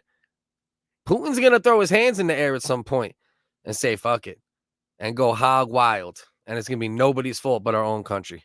The greatest military alliance the world has our politicians, that is, not the citizens. And that's the problem with all of this. The citizens suffer while the politicians continue to make mistakes over and over. Putin would be sitting in Kyiv with his eyes on the rest of Europe, starting with Right. Poland. And why don't you tell Right. the 800,000 Polish Americans right here in Pennsylvania how quickly you would give up for the sake of favor and what you think is a friendship with what is known to be a dictator who would eat you for lunch. Vice President Harris, thank you. We've heard from both of you on Ukraine tonight. Afghanistan came up in the last hour. I wanted her to respond to something you said earlier, and please, I'll give you a minute here. There you go. Putin would be sitting in Moscow, and he wouldn't have lost 300,000 men and women, but he would have been sitting in Moscow. Quiet, please. He would have been sitting in Moscow, much happier than he is right now. But eventually, he's got a thing that other people don't have. He's got nuclear weapons. They don't ever talk about that. He's got nuclear weapons. Nobody ever thinks about that. And eventually, maybe he'll use them, and maybe he hasn't been that threatening, but he does have that. Something we don't even like to talk about. Right. Nobody likes to talk about it. But just so you understand, they sent her to negotiate peace before this war started. 3 days later, he went in and he started the war because everything they said was weak and stupid. They said the wrong things. That war should have never started. She was the emissary. They sent her in to negotiate with Zelensky and Putin, and she did. And the war started 3 days later. And that's the kind of talent we have with her. She's worse than Biden. In my opinion, I think he's the worst president in the history of our country. She goes down as the worst vice president in the history of our country. But let me tell you something. She is a horrible. Statistically, too, including voted by Democrats up until the point that she was chosen. And now it's, Kamala. With Vladimir Putin. Vice President Harris, have you ever met Vladimir Putin? Can you clarify tonight? Yet again, I said it at the beginning of this debate, you're going to hear a bunch of lies coming from this fellow. And that is another one. They both When I lied. went to Both meet you with President motherfuckers been Zelensky, I lying. met with him How over dare phone. you? I've corrected 100 from The each. reality is, it has been about standing as America always should, as a leader upholding international rules and norms, as a leader who shows strength, understanding that the alliances we have around the world are dependent on our ability to look out for our friends and not favor our enemies because you adore strongmen instead of caring about So far, and I don't that think there's is any doubt very that much Trump what is at stake is here. winning the The debate. President of the I mean, United either States way, is commander-in-chief, you know, and the all American the people issues spoken have a about, right to rely the administration that's on in currently, president which she's part who of, has been understands weak on all the of them. So like we know that significance of already. America's role and He's definitely winning, responsibility you in know. terms I don't know. of I don't know if he's fostering dominating in the paint stability and quite as much ensuring as I we stand expected. up for our Only not people because and not he's to not sell performing them well, for but the because she benefit of is very much personal holding her wealth. own for the most part. talked about They're your both friend lying Vladimir Putin. at Talk times, about him but they're both on point at times in the first as hour well. of this debate. I want to move on to General Afghanistan. Stoltenberg said Trump did the most amazing thing I've ever seen. He got these countries, the 28 countries at the time, to pay up. He said, I've never seen, he's the head of NATO. He said, I've never seen. For years, we were paying almost all of NATO. We were being ripped off by European nations, both on trade and on NATO. I got them to pay up by saying one of the statements you made before, if you don't pay, we're not going to protect you. President Otherwise, Trump. we would have never gotten it. And He that is said true. it was one of the most That is true. incredible jobs that he's ever seen done. Thank you. Because the United States has basically been bankrolling NATO damn near since it existed. And I'm not saying we shouldn't be part of NATO and NATO shouldn't exist, but the way NATO operates often causes more problems and more conflicts than it solves. I want to turn to Afghanistan. It came up in the first hour of the debate, and we witnessed a poignant moment today on Capitol Hill, honoring the soldiers who died in the chaotic withdrawal from Afghanistan. I do want to ask the Vice President, do you believe you bear any responsibility in the way that withdrawal played out? Well, I will tell you, I agreed with President Biden's decision to pull out of Afghanistan. For President It wasn't Biden's decision. For those that don't know, it was actually a date that was agreed upon during the Trump administration. said they would, and Joe Biden did. And as a result, America's taxpayers are not paying the $300 million a day we were paying for that endless war. And as of today, there is not one member of the United States military who is in active duty in a combat zone in any war zone around the world, the first time this century. But let's understand how we got to where we are.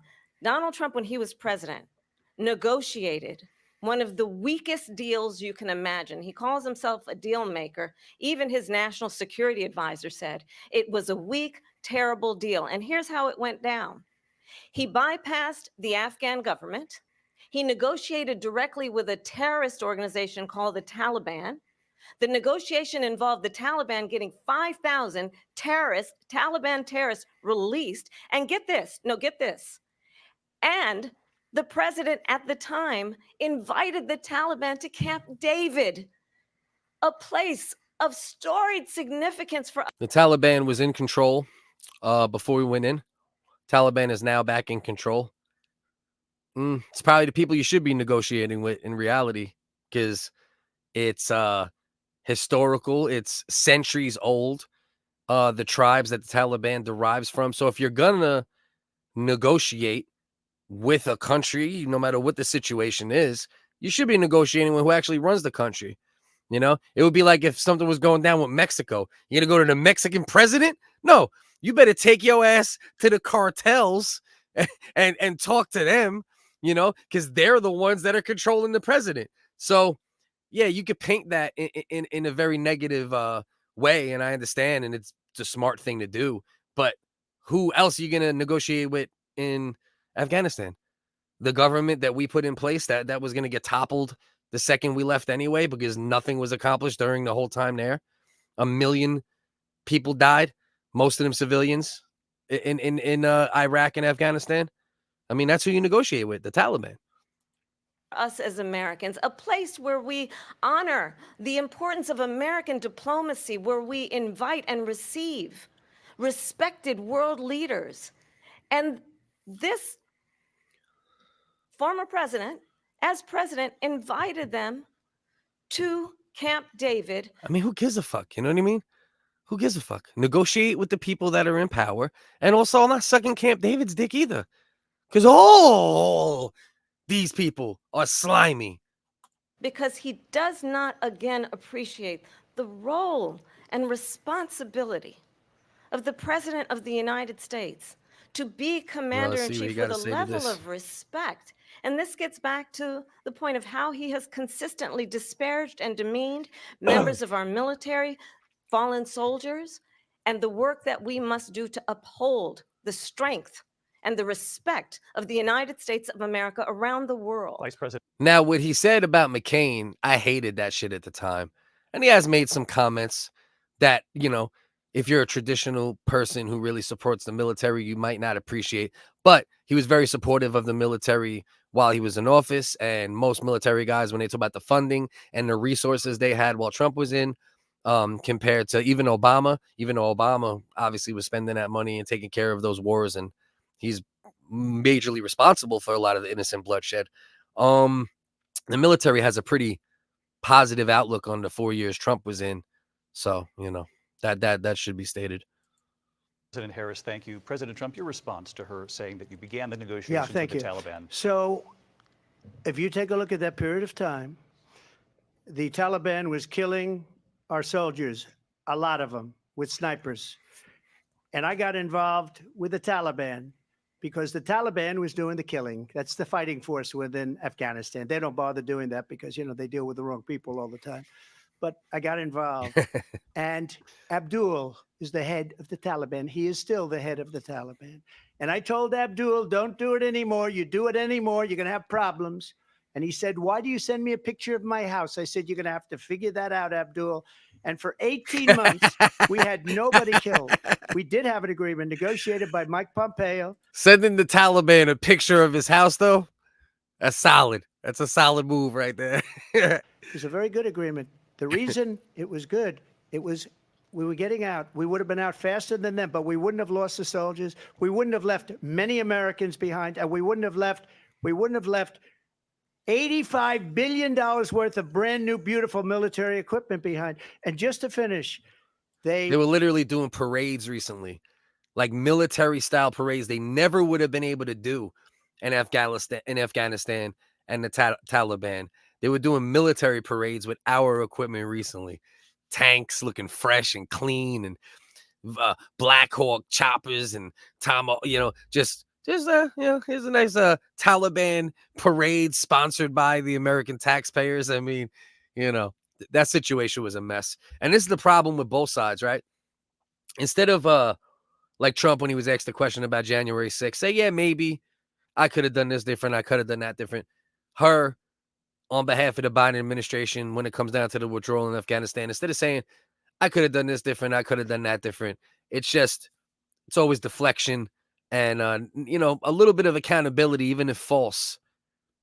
A little bit of presidential speak, even if false. It helps to keep the temperature down, and it does help to move things forward. But all we got is lies and maniacs to deal with on both sides. blew it. The agreement said you have to do this, and they didn't do it.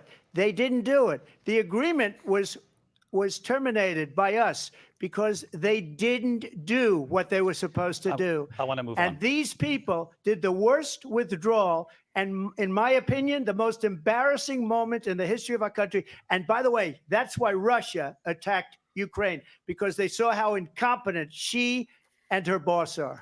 President Trump, thank you. And to be fair, the military base that we had control of, that we exited, I believe it is currently being controlled by China at this point in Afghanistan. So, just for a little extra splash on that one. I want to move on now to race and politics in this country. Mr. President, you recently said of Vice President Harris, quote, I didn't know she was black until a number of years ago when she happened to turn black, and now she wants to be known as black. I want to ask a bigger picture question here tonight. When he said that, I was both equally parts like, fuck, god damn it. And then I was also like, oh man, it's fucking hilarious. And there's a lot of black people that actually do, a lot of black people that took offense to that. But there's also a lot of black people to be like, yeah, it's true. All she used to talk about was being Indian and her Indian descent. So Why do you believe it's appropriate to weigh in on the racial identity of your opponent? I don't, and I don't care. I don't care what she is. I don't care. You make a big deal out of something. I couldn't care less. Whatever she wants to be is okay with me. But those were your words. So I'm I don't asking- know. I don't know. I mean, all I can say is I read where she was not black, that she put out, and I'll say that. And then I read that she was black, and that's okay. Either one was okay with me. That's up to her. That's up to her. Vice President Harris, your thoughts on this? I think it's, I mean, honestly, I think it's a tragedy that we have someone who wants to be president who has consistently, over the course of his career, attempted to use race to divide the American people. You know, I do believe that the vast majority of us know that we have so much more in common than what separates us, and we don't want this kind of approach that is just constantly trying to divide us, and especially by race. And let's remember, Meanwhile, CNN, MSNBC, every headline will be like, black woman, black man, white guy does this to black man does this, white cop does this, black, the race baiting happens on both sides. And, Trump is a shit talker, you know what I mean? So he's just playing dirty, popping shit. I don't agree with it a lot of the time, but they're both dropping the ball in their response to this question. how Donald Trump started. He was a land, he owned buildings, and he was investigated because he refused to rent property to black families. Let's remember, this is the same individual who took that out is a true. full-page ad in the New York Times calling for the execution of 5 young Black and Latino boys who were innocent, the Central Park 5. Yeah.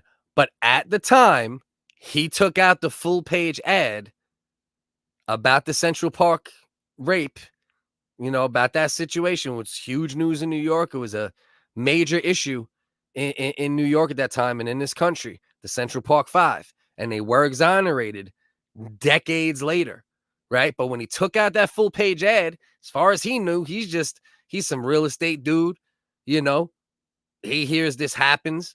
This happened. He took out a full-page ad. Execute him, do this, do that. He thought they were guilty of raping and bludgeoning and destroying a woman, at the time. So, I mean, you can't just omit that. It's not like they were exonerated at the time he did it, 5 took out a full-page ad calling for their execution. This is the same individual who spread birther lies about the first Black president of the United States.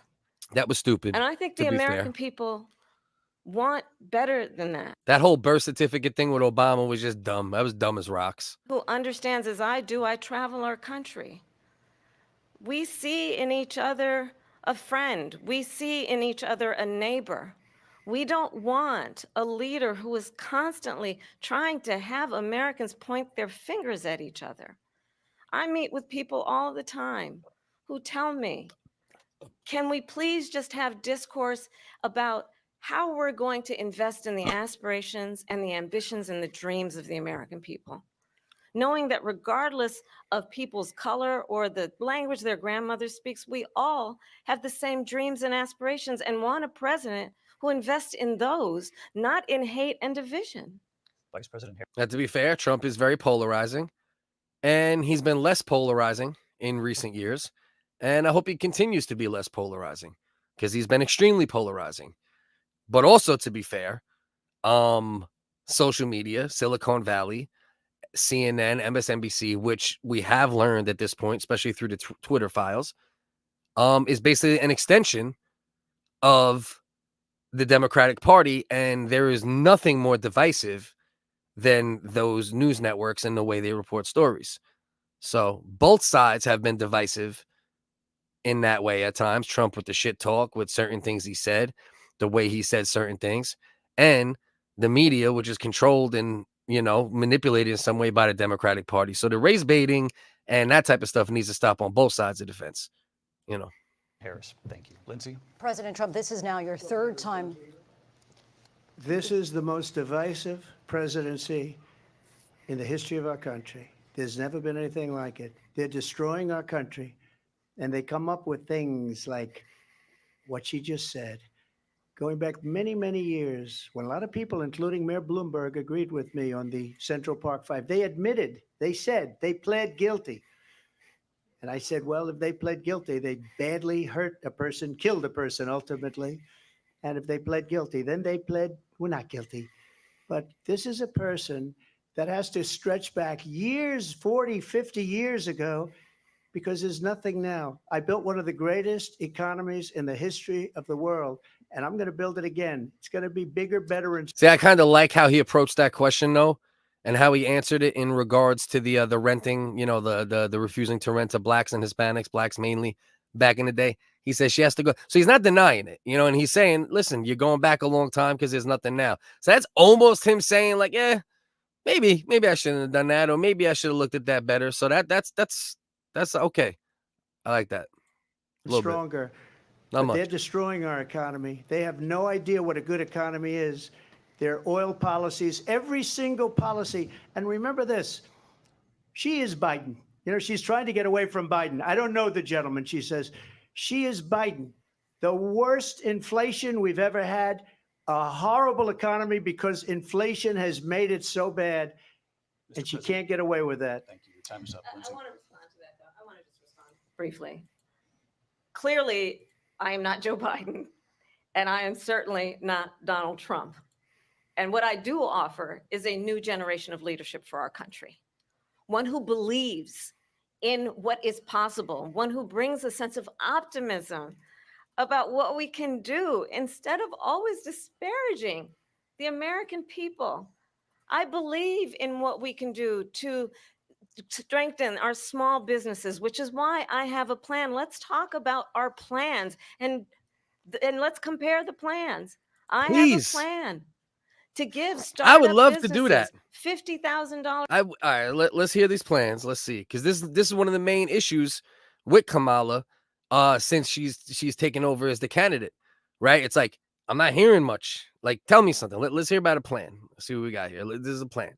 I have a plan to give startup businesses $50,000 tax deduction to pursue their ambitions, their innovation, their ideas, their hard work. I have a plan, $6,000 for young families for the first year of your child's life to help you in that most critical stage of your child's development. I have a plan that is about allowing people to be able to pursue what has been fleeting in terms of the American dream by offering a help with down payment of $25,000 down payment assistance for first-time home buyers. That's the kind of conversation, I believe, David, that people really want tonight, as opposed to a conversation that is constantly All about right, now all those things will appeal to many Americans. Let's see what the response is here. belittling and name calling. Let's turn the page Vice President and move Harris, forward. thank you. Let's turn to policy. President Let's turn Trump, back we to have policy. to move on. There hasn't been a ton of name calling and belittling on either side tonight, so it's actually been a pretty toned down by Trump again, just like in the first debate. I thought Kamala was actually going to go after Trump a little more. They've both kept it fairly clean. President Trump.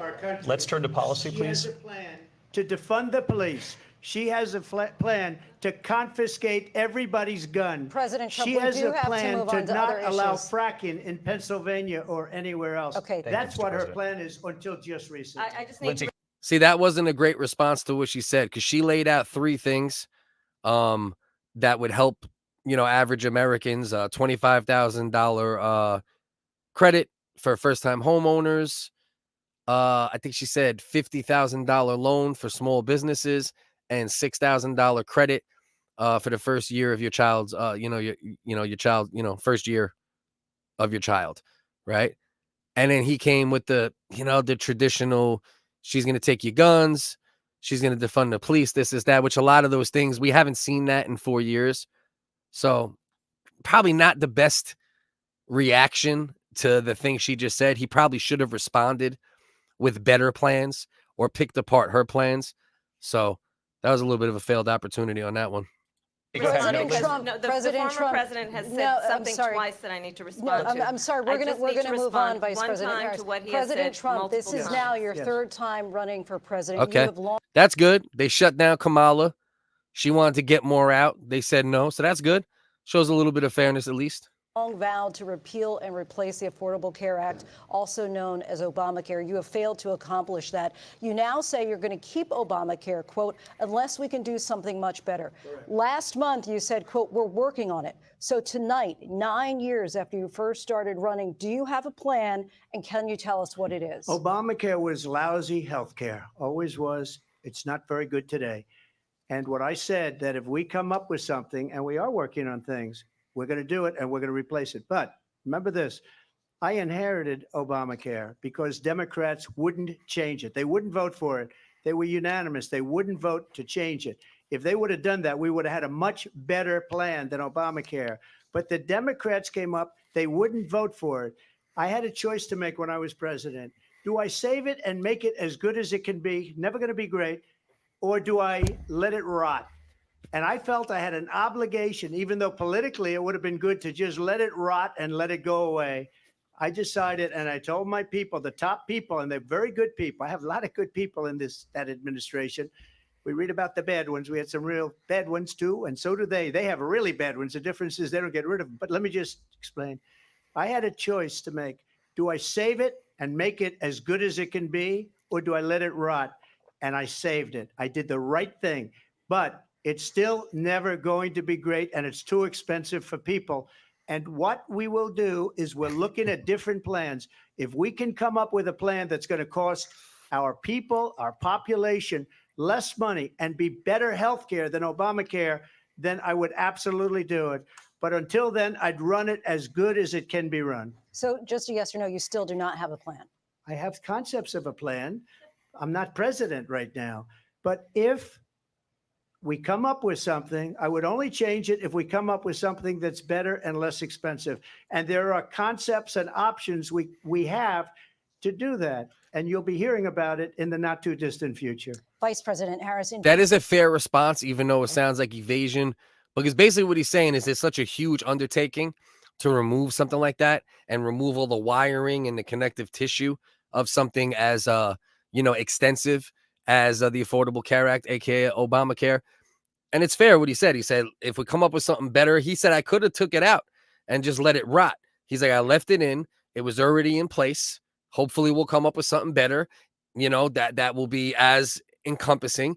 And if we don't, we'll look at, all the options of it, little bit evasive, but not the worst response. In 2017, you supported Bernie Sanders' proposal to do away with private insurance and create a government-run healthcare system. 2 years later, you proposed a plan that included a private insurance option. What is your plan today? Well, first of all, I absolutely support, and over the last 4 years as vice president, private healthcare options. But what we need to do is maintain and grow the Affordable Care Act. But I'll get to that, Lindsay. I just need to respond to a previous point that the former president has made. I've made very clear my position on fracking. And then this business about taking everyone's guns away. Tim Walz and I are both gun owners. We're not taking anybody's guns away. So stop with the continuous lying about this stuff. As it relates to the Affordable Care Act, understand, just look at the history to know where people stand. When Donald Trump was president. That was a decent shutdown. That might be one of her only actual moments that you could be like, okay, that's a good dub. He says you're going to take the guns away. She says, listen, me and the vice president, my vice president elect, we both own guns. So we're not going to take the guns away. So, Trump had more moments where it was like clear exchange wins, a lot of mediocre moments, but that's a good little dub for Kamala. We ain't taking the guns away. Me and vice president elect both own guns. Stop it. Cut it out. All right. I like that. 60 times he tried to get rid of the Affordable Care Act. 60 times. I was a senator at the time when I will never forget the early morning hours when it was up for a vote in the United States Senate. And the late, great John McCain, who you have disparaged as being, you don't like him, you said at the time, because he got caught. He was an American hero. The late, great John McCain, I will never forget that night, walked onto the Senate floor and said, no, you don't. No, you don't. No, you don't get rid of the Affordable Care Act. You have no plan. And what the Affordable Care Act has done is eliminate the ability of insurance companies to deny people with pre-existing conditions. I don't have to tell the people watching tonight, you remember what that was like? Remember when an insurance company could deny if a child had asthma, if someone was a breast cancer survivor, if a grandparent had diabetes? And thankfully, as I've been vice president, and we over the last 4 years have strengthened the Affordable Care Act, we have allowed for the first time Medicare to negotiate drug prices on behalf of you, the American people. Donald Trump said he was going to allow Medicare to negotiate drug prices. He never did. We did. And now we have capped the cost of insulin at $35 a month. Since I've been vice president, we have capped the cost of prescription medication for seniors at $2,000 a year. And when I am president, we will do that for all people, understanding that the value I bring to this is that access to health care Back. should be a right and not just a privilege of those who can afford it. And the plan has. Now, let's be very clear. Before the Affordable Care Act, horrible. The Affordable Care Act, horrible. Trump doing nothing to change it, horrible. Healthcare in this country is such a racket, just like big energy, big oil, big pharma, all of this. All right. It's always been terrible. Obama did nothing to improve it with the Affordable Care Act. Trump did nothing to improve it. Prior to Obama, nobody did anything to improve it. So let's not act like this is this or that is that or any of this other nonsense. All right. Because we all know healthcare in this country, dog shit, period. We have another issue that we'd like to get to that's important for a number of Americans, in particular younger. We have all the innovation, all the ability, but people can't keep their hands out of pockets. And that's the problem. And industries can't keep their hands out of politicians' pockets. And that's the problem. And capitalism's beautiful, but unchecked, see where we end up. That's why we got to check all these big industries and stop letting them control our government and stop letting them have their hands in the back of our politicians. Because that's the problem, is that these industries, jails, pharma, military, you know, you name it, right? You go down the line, big energy, right? They have their hands in the back of the politicians every election cycle. And until that changes, nothing else is going to change. You can't change it. You need capitalism. That needs to be our backbone. But we also need to check the monopolies and check the dirty money and check the dirty politics and how they all intertwine. We have created over 800,000 new manufacturing jobs while I have been vice president. We have invested in clean energy. I put it far away. We are opening just up in case factories around the world. Donald Trump said he was going to create manufacturing jobs. He lost manufacturing jobs. And I'm also proud to have the endorsement of the United Auto Workers and Sean Fain, who also know that part of building a clean energy economy includes investing in American-made products. Don't forget, we live tomorrow at 10, all right? That's just fun. Jokes. Might be a little real talk mixed in. This is more, a little bit of jokes here and there, but a little more real talk, right? Real talk, shit talk, right? CityDon'tSleep.tv, where real talk and shit talk make babies. But Wednesday, we only got the satire babies coming out. So pull up, keep the comment section going. We appreciate you. But that's tomorrow at 10.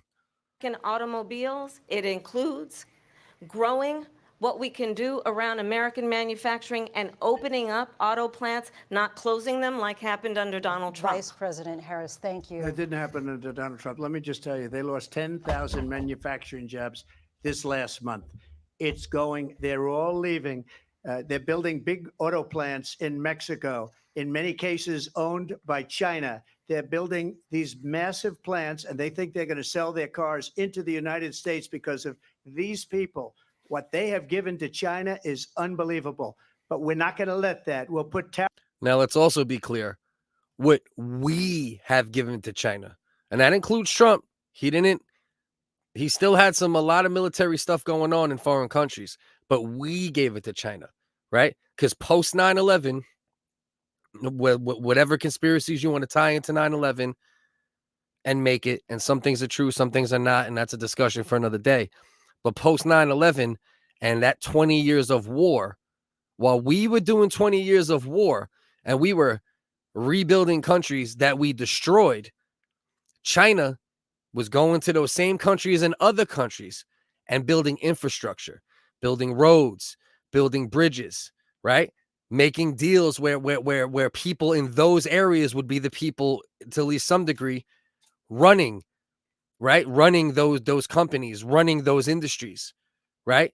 Providing ways for those countries to make money rather than being bombed, destroyed, and rebuilt, right? So we dropped the ball for 20 years, got away from innovation, got away from, from networking and building infrastructure in other countries, and decided to go the destroy and rebuild route.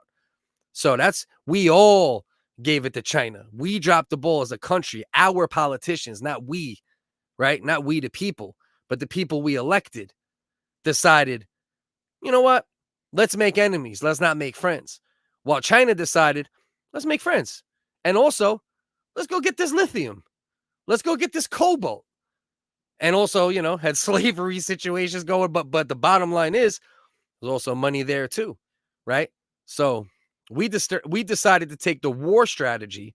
China took the infrastructure strategy, the business strategy, and that's why they have advanced a lot in the last 25 years, and we have digressed. Tariffs on those cars so they can't come into our country because they will kill the United Or regressed, right? Not digressed. I digress. Regressed. Auto workers and any auto worker, whether it's in Detroit or South Carolina or any other place. What they've done to business and manufacturing in this country is horrible. We have nothing because they refuse. Biden doesn't go after people because supposedly China paid him millions of dollars. He's afraid to do it. Between him and his son, they get all this money from Ukraine. They get all this money from all of these different countries. And then you wonder, why is he so loyal to this one, that one, Ukraine, China? Why is he? Why did he get $3.5 million from the mayor of Moscow's wife? Why did she pay him $3.5 million? This is a crooked administration, and they're selling our country down the tubes. President Trump, thank you. They're all crooked, Thank you. but We'll be right back with closing statements from both of our candidates. An historic night, this ABC News. On what let's see. Let's get their closing statements. Then I'll give my closing statements. Then we'll wrap it up. Anybody who sees this live, appreciate you. Anybody who sees the replay, I appreciate you a little less, but still appreciate you. From the national. we've heard tonight, two very different. Tonight, the time has come for closing statements, and Vice President Harris, we begin with you. So I think you've heard tonight two very different visions for our country. One that is focused on the future, and the other that is focused on the past. And an attempt to take. You could tell that this was pre-prepared because there wasn't a lot of the talk about the past and making America great again and going about the past. And this, actually, both of them were talking about the future. Take us backward. But we're not going back. And I do believe that the American people know we all have so much more in common than what separates us. And we can chart a new way forward. And a vision of that includes having a plan, understanding the aspirations, the dreams, the hopes, the ambition of the American people, which is why I intend to create an opportunity economy, investing in small businesses, in new families, in what we can do around protecting seniors, what we can do that is about giving hardworking folks a break and bringing down the cost of living. I believe in what we can do together. That it would have been nice if you brought down the cost of living a little bit in the last 4 years while you were there. That would have been cool too. Just a little food for thought. That would have been nice. is about sustaining America's standing in the world and ensuring that we have the respect that we so rightly deserve, including respecting our military and ensuring we have the most lethal fighting force in the world. I will be a president that will protect our fundamental rights and freedoms, including the right of a woman to make decisions about her own body and not have her government tell her what to do. I'll tell you, I started my career as a prosecutor. I was a DA, I was an attorney general, a United States senator, and now vice president. I've only had one client, the people. And I'll tell you, as a prosecutor, I never asked a victim or That shit was too goddamn political for me, man. That was too contrived for me. I can't go that far. I've only had one client, the people. Come on, man. Were the people your clients when you were locking up low-level weed offenders? All right. Was the people? No. You were locking up the people, selling weed to the people, and we, the people, like to get high, bitch. All right. witness, are you a Republican or a Democrat? The only thing I ever ask them, are you okay? And that's the kind of president we need right now. Someone who cares about you and is not putting themselves first. I intend to be a president for all Americans and focus on what we can do over the next 10 and 20 years to build back up our country by investing right now in you, the American people. Vice President Harris, thank you. Sounds good. Sounds good. But in his 4 years, he was a little more focused on domestic growth, domestic jobs, domestic oil. But sounds good. President Trump. So she just started by saying she's going to do this, she's going to do that, she's going to do all these wonderful things. Why hasn't she done it? She's been there for 3.5 years. That's fair. They've had 3.5 years to fix the border. They've had 3.5 years to create jobs and all the things we talked about. Why hasn't she done it? She should leave right now, go down.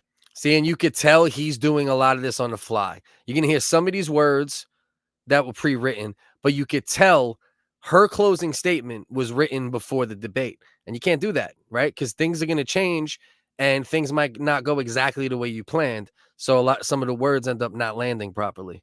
Whereas this, he's reacting to her words on the fly. And that lands better with people, right? It's less political and that lands with regular people more. And that's one of the main things that Trump has done for a long time. I'm only coming around just a little bit recently because the Democrats are being so crazy. Never voted for him. Probably gonna. Not there yet, but I'm getting close. But that resonates more, right? When it seems more natural. Now let's see if he messes it up with the natural approach as well, because he's known to do that too. Down to that beautiful White House, go to the Capitol, get everyone together and do the things you want to do, but you haven't done it and you won't do it because you believe in things that the American people don't believe in. You believe in things like we're not going to frack. We're not going to take fossil fuel. We're not going to do things that are going to make this country strong, whether you like it or not. Germany tried that, and within 1 year, they were back to building normal energy plants. We're not. And that's fair, right? Like, I'm definitely big on the ecological side of things. It's one of the things I didn't like about Trump's first term is that he was very owned by big energy. Everyone's owned by big something, right? Whether it's Wall Street, big pharma, big energy, you know, we've run down the list multiple times during this. And that was one of the main things I didn't like about Trump. He's very connected to big energy, but also the fact of the matter is we need this energy at the moment. There's no viable other option. We use oil, we use energy for too much. We have to use the domestic oil, the domestic energy that's under our feet, or we won't compete, right? Especially with, I don't know if a lot of people know this, but just recently, they stopped using the American dollar for the petrodollar trade, you know, and that flew under the radar. And that's I think 40 years that contract was in place. So look into that if you want to look deeper into things, or you could just listen to me talk about it and I'll do my best to be on point. And if I'm not, feel free to check me. Not ready for it. We can't sacrifice our country for the sake of bad vision. But I just ask one simple question. Why didn't she do it? We're a failing nation. We're a nation that's in serious decline. We're being laughed at all over the world. All over the world, they're laughed. I know the leaders very well. They're coming to see me. They call me. We're laughed at all over the world. They don't understand what happened to us as a nation. We're not a leader. We don't have any idea what's going on. We have wars going on in the Middle East. We have wars going on with Russia and Ukraine. We're going to end up in a third world war, and it'll be a war like no other because of nuclear weapons, the power of weaponry. I rebuilt our entire military. She gave a lot of it away to the Taliban. She gave it to Afghanistan. What these people have done to our country, and maybe toughest of all, is allowing millions of people to come into our country. Many of them are criminals, and they're destroying our country. The worst president, the worst vice president in the history of our country. President Trump, thank you. My And that man. is our ABC News. My man just finished strong. Here in You know? Philadelphia, National Constitution Center. I'm Lindsay Davis. And I'm David Muir. Thank you for watching here in the U.S. and all over the world, and from all of us here at ABC News. Good night. Shut up, man. So, overall, no doubt, Trump gets the dub. Definitely not a knockout. The closing argument was the biggest knockout blow he landed, because Kamala came with some pre-written speech, written before the debate, assuming, he was going to say certain things that he barely even alluded to, So if you're talking head to head on the closing argument, Trump lands the haymaker. Trump gave it that Juan Manuel Marquez versus Pacquiao in their last fight, just clean left, sleeping, 5 minutes on the canvas. As far as the rest of the debate, honestly, Trump won. I would say I give it like an 8-4 if this was a boxing fight. I know there wasn't exactly 12 rounds, but just to give it that context, he definitely didn't dominate. He didn't wipe the floor with her. He had more big moments. She had one decent moment that resonated pretty well when he, went back to the old thing of the Democrats want to take your guns, and she immediately clapped back with, me and Tim Walz are both gun owners. We're not coming to take your gun, so you can forget that old narrative. Bang! That was a nice shot. She landed a nice shot with that one. She landed a nice shot with the dumb thing he said with the 9 months. Obviously, can't kill your baby once it's walking around. Or sucking. You can't kill your baby when it's breastfeeding. There's no states that allow that. So. She landed a couple shots, but Trump, just the consistency throughout, he definitely won a debate. There's no question about it. He was consistent throughout. He stuck to his message for the most part, had a couple, flubs or moments that probably weren't beneficial to him, like talking about that rumor with the migrants eating the cats and dogs, which has been completely 100% not proven at the moment. It's a new story. You should wait a little longer before you speak on things like that. But the bottom line is she's been in office for 4 years, right? So every discussion they had, whether it was inflation, the migrant crisis, it's hard to debate who would win that, because it's automatic win, not necessarily for Trump, but automatically a loss for Kamala, because the numbers are there. We see the statistics for the migrant crisis. We see the statistics for inflation.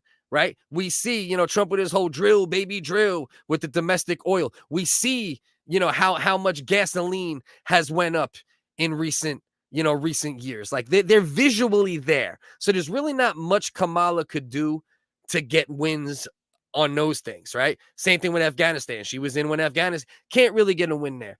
She could have picked up a couple more wins if she would have took more of an attack approach. And Trump maybe could have picked up a couple more wins if he took that approach, but then probably would have took a couple more L's. So he didn't take that many losses because he only brought up a couple things that were bold-faced, ridiculous lies, or, things that have been completely unproven at the moment, right? So he didn't take a lot of L's there. He stuck to his message. You speak about what's true, what you got the facts, what you got the stats for. Kamala didn't have an answer for any of those things. She had an answer for a couple things. Trump wins the debate 8-4, in my opinion, right?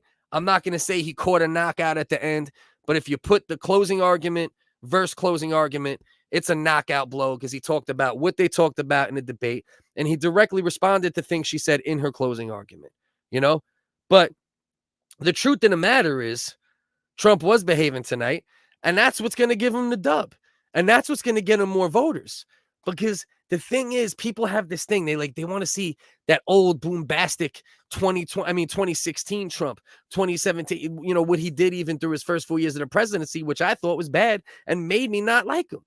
What is actually turning over some of the voters, and the reason why he might win is because he's getting more tempered, right? He's even saying things as far as the Roe v. Wade situation that are a little more tempered, right? He's giving himself the ability to gain new supporters. Boombastic Trump is fun, right? There's quotables and it's funny and it's like a stand-up half the time.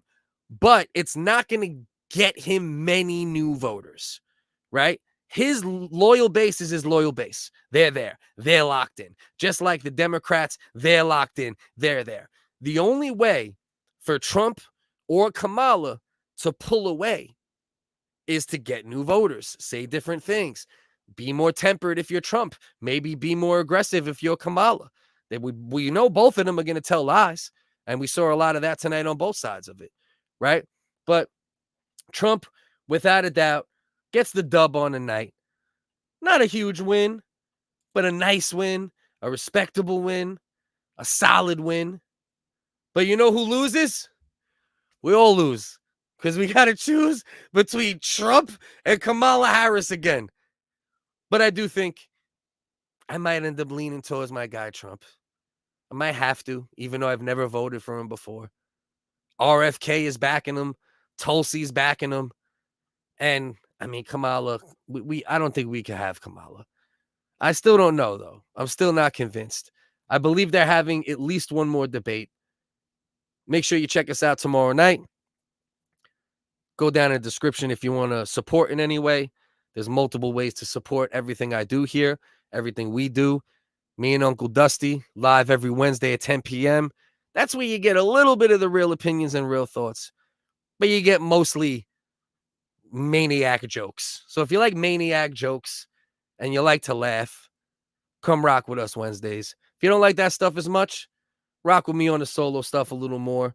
I'm going to be bringing things from many directions moving forward. I'm going to try to go live more. Love to everybody out there who supports. Love, positive vibes to everybody. Let's all stop being so polarized. Let's all use our minds. I call out my friends if they're dickheads. Can we at least call out politicians if they're dickheads? I don't care if they got red or blue on. Love y'all.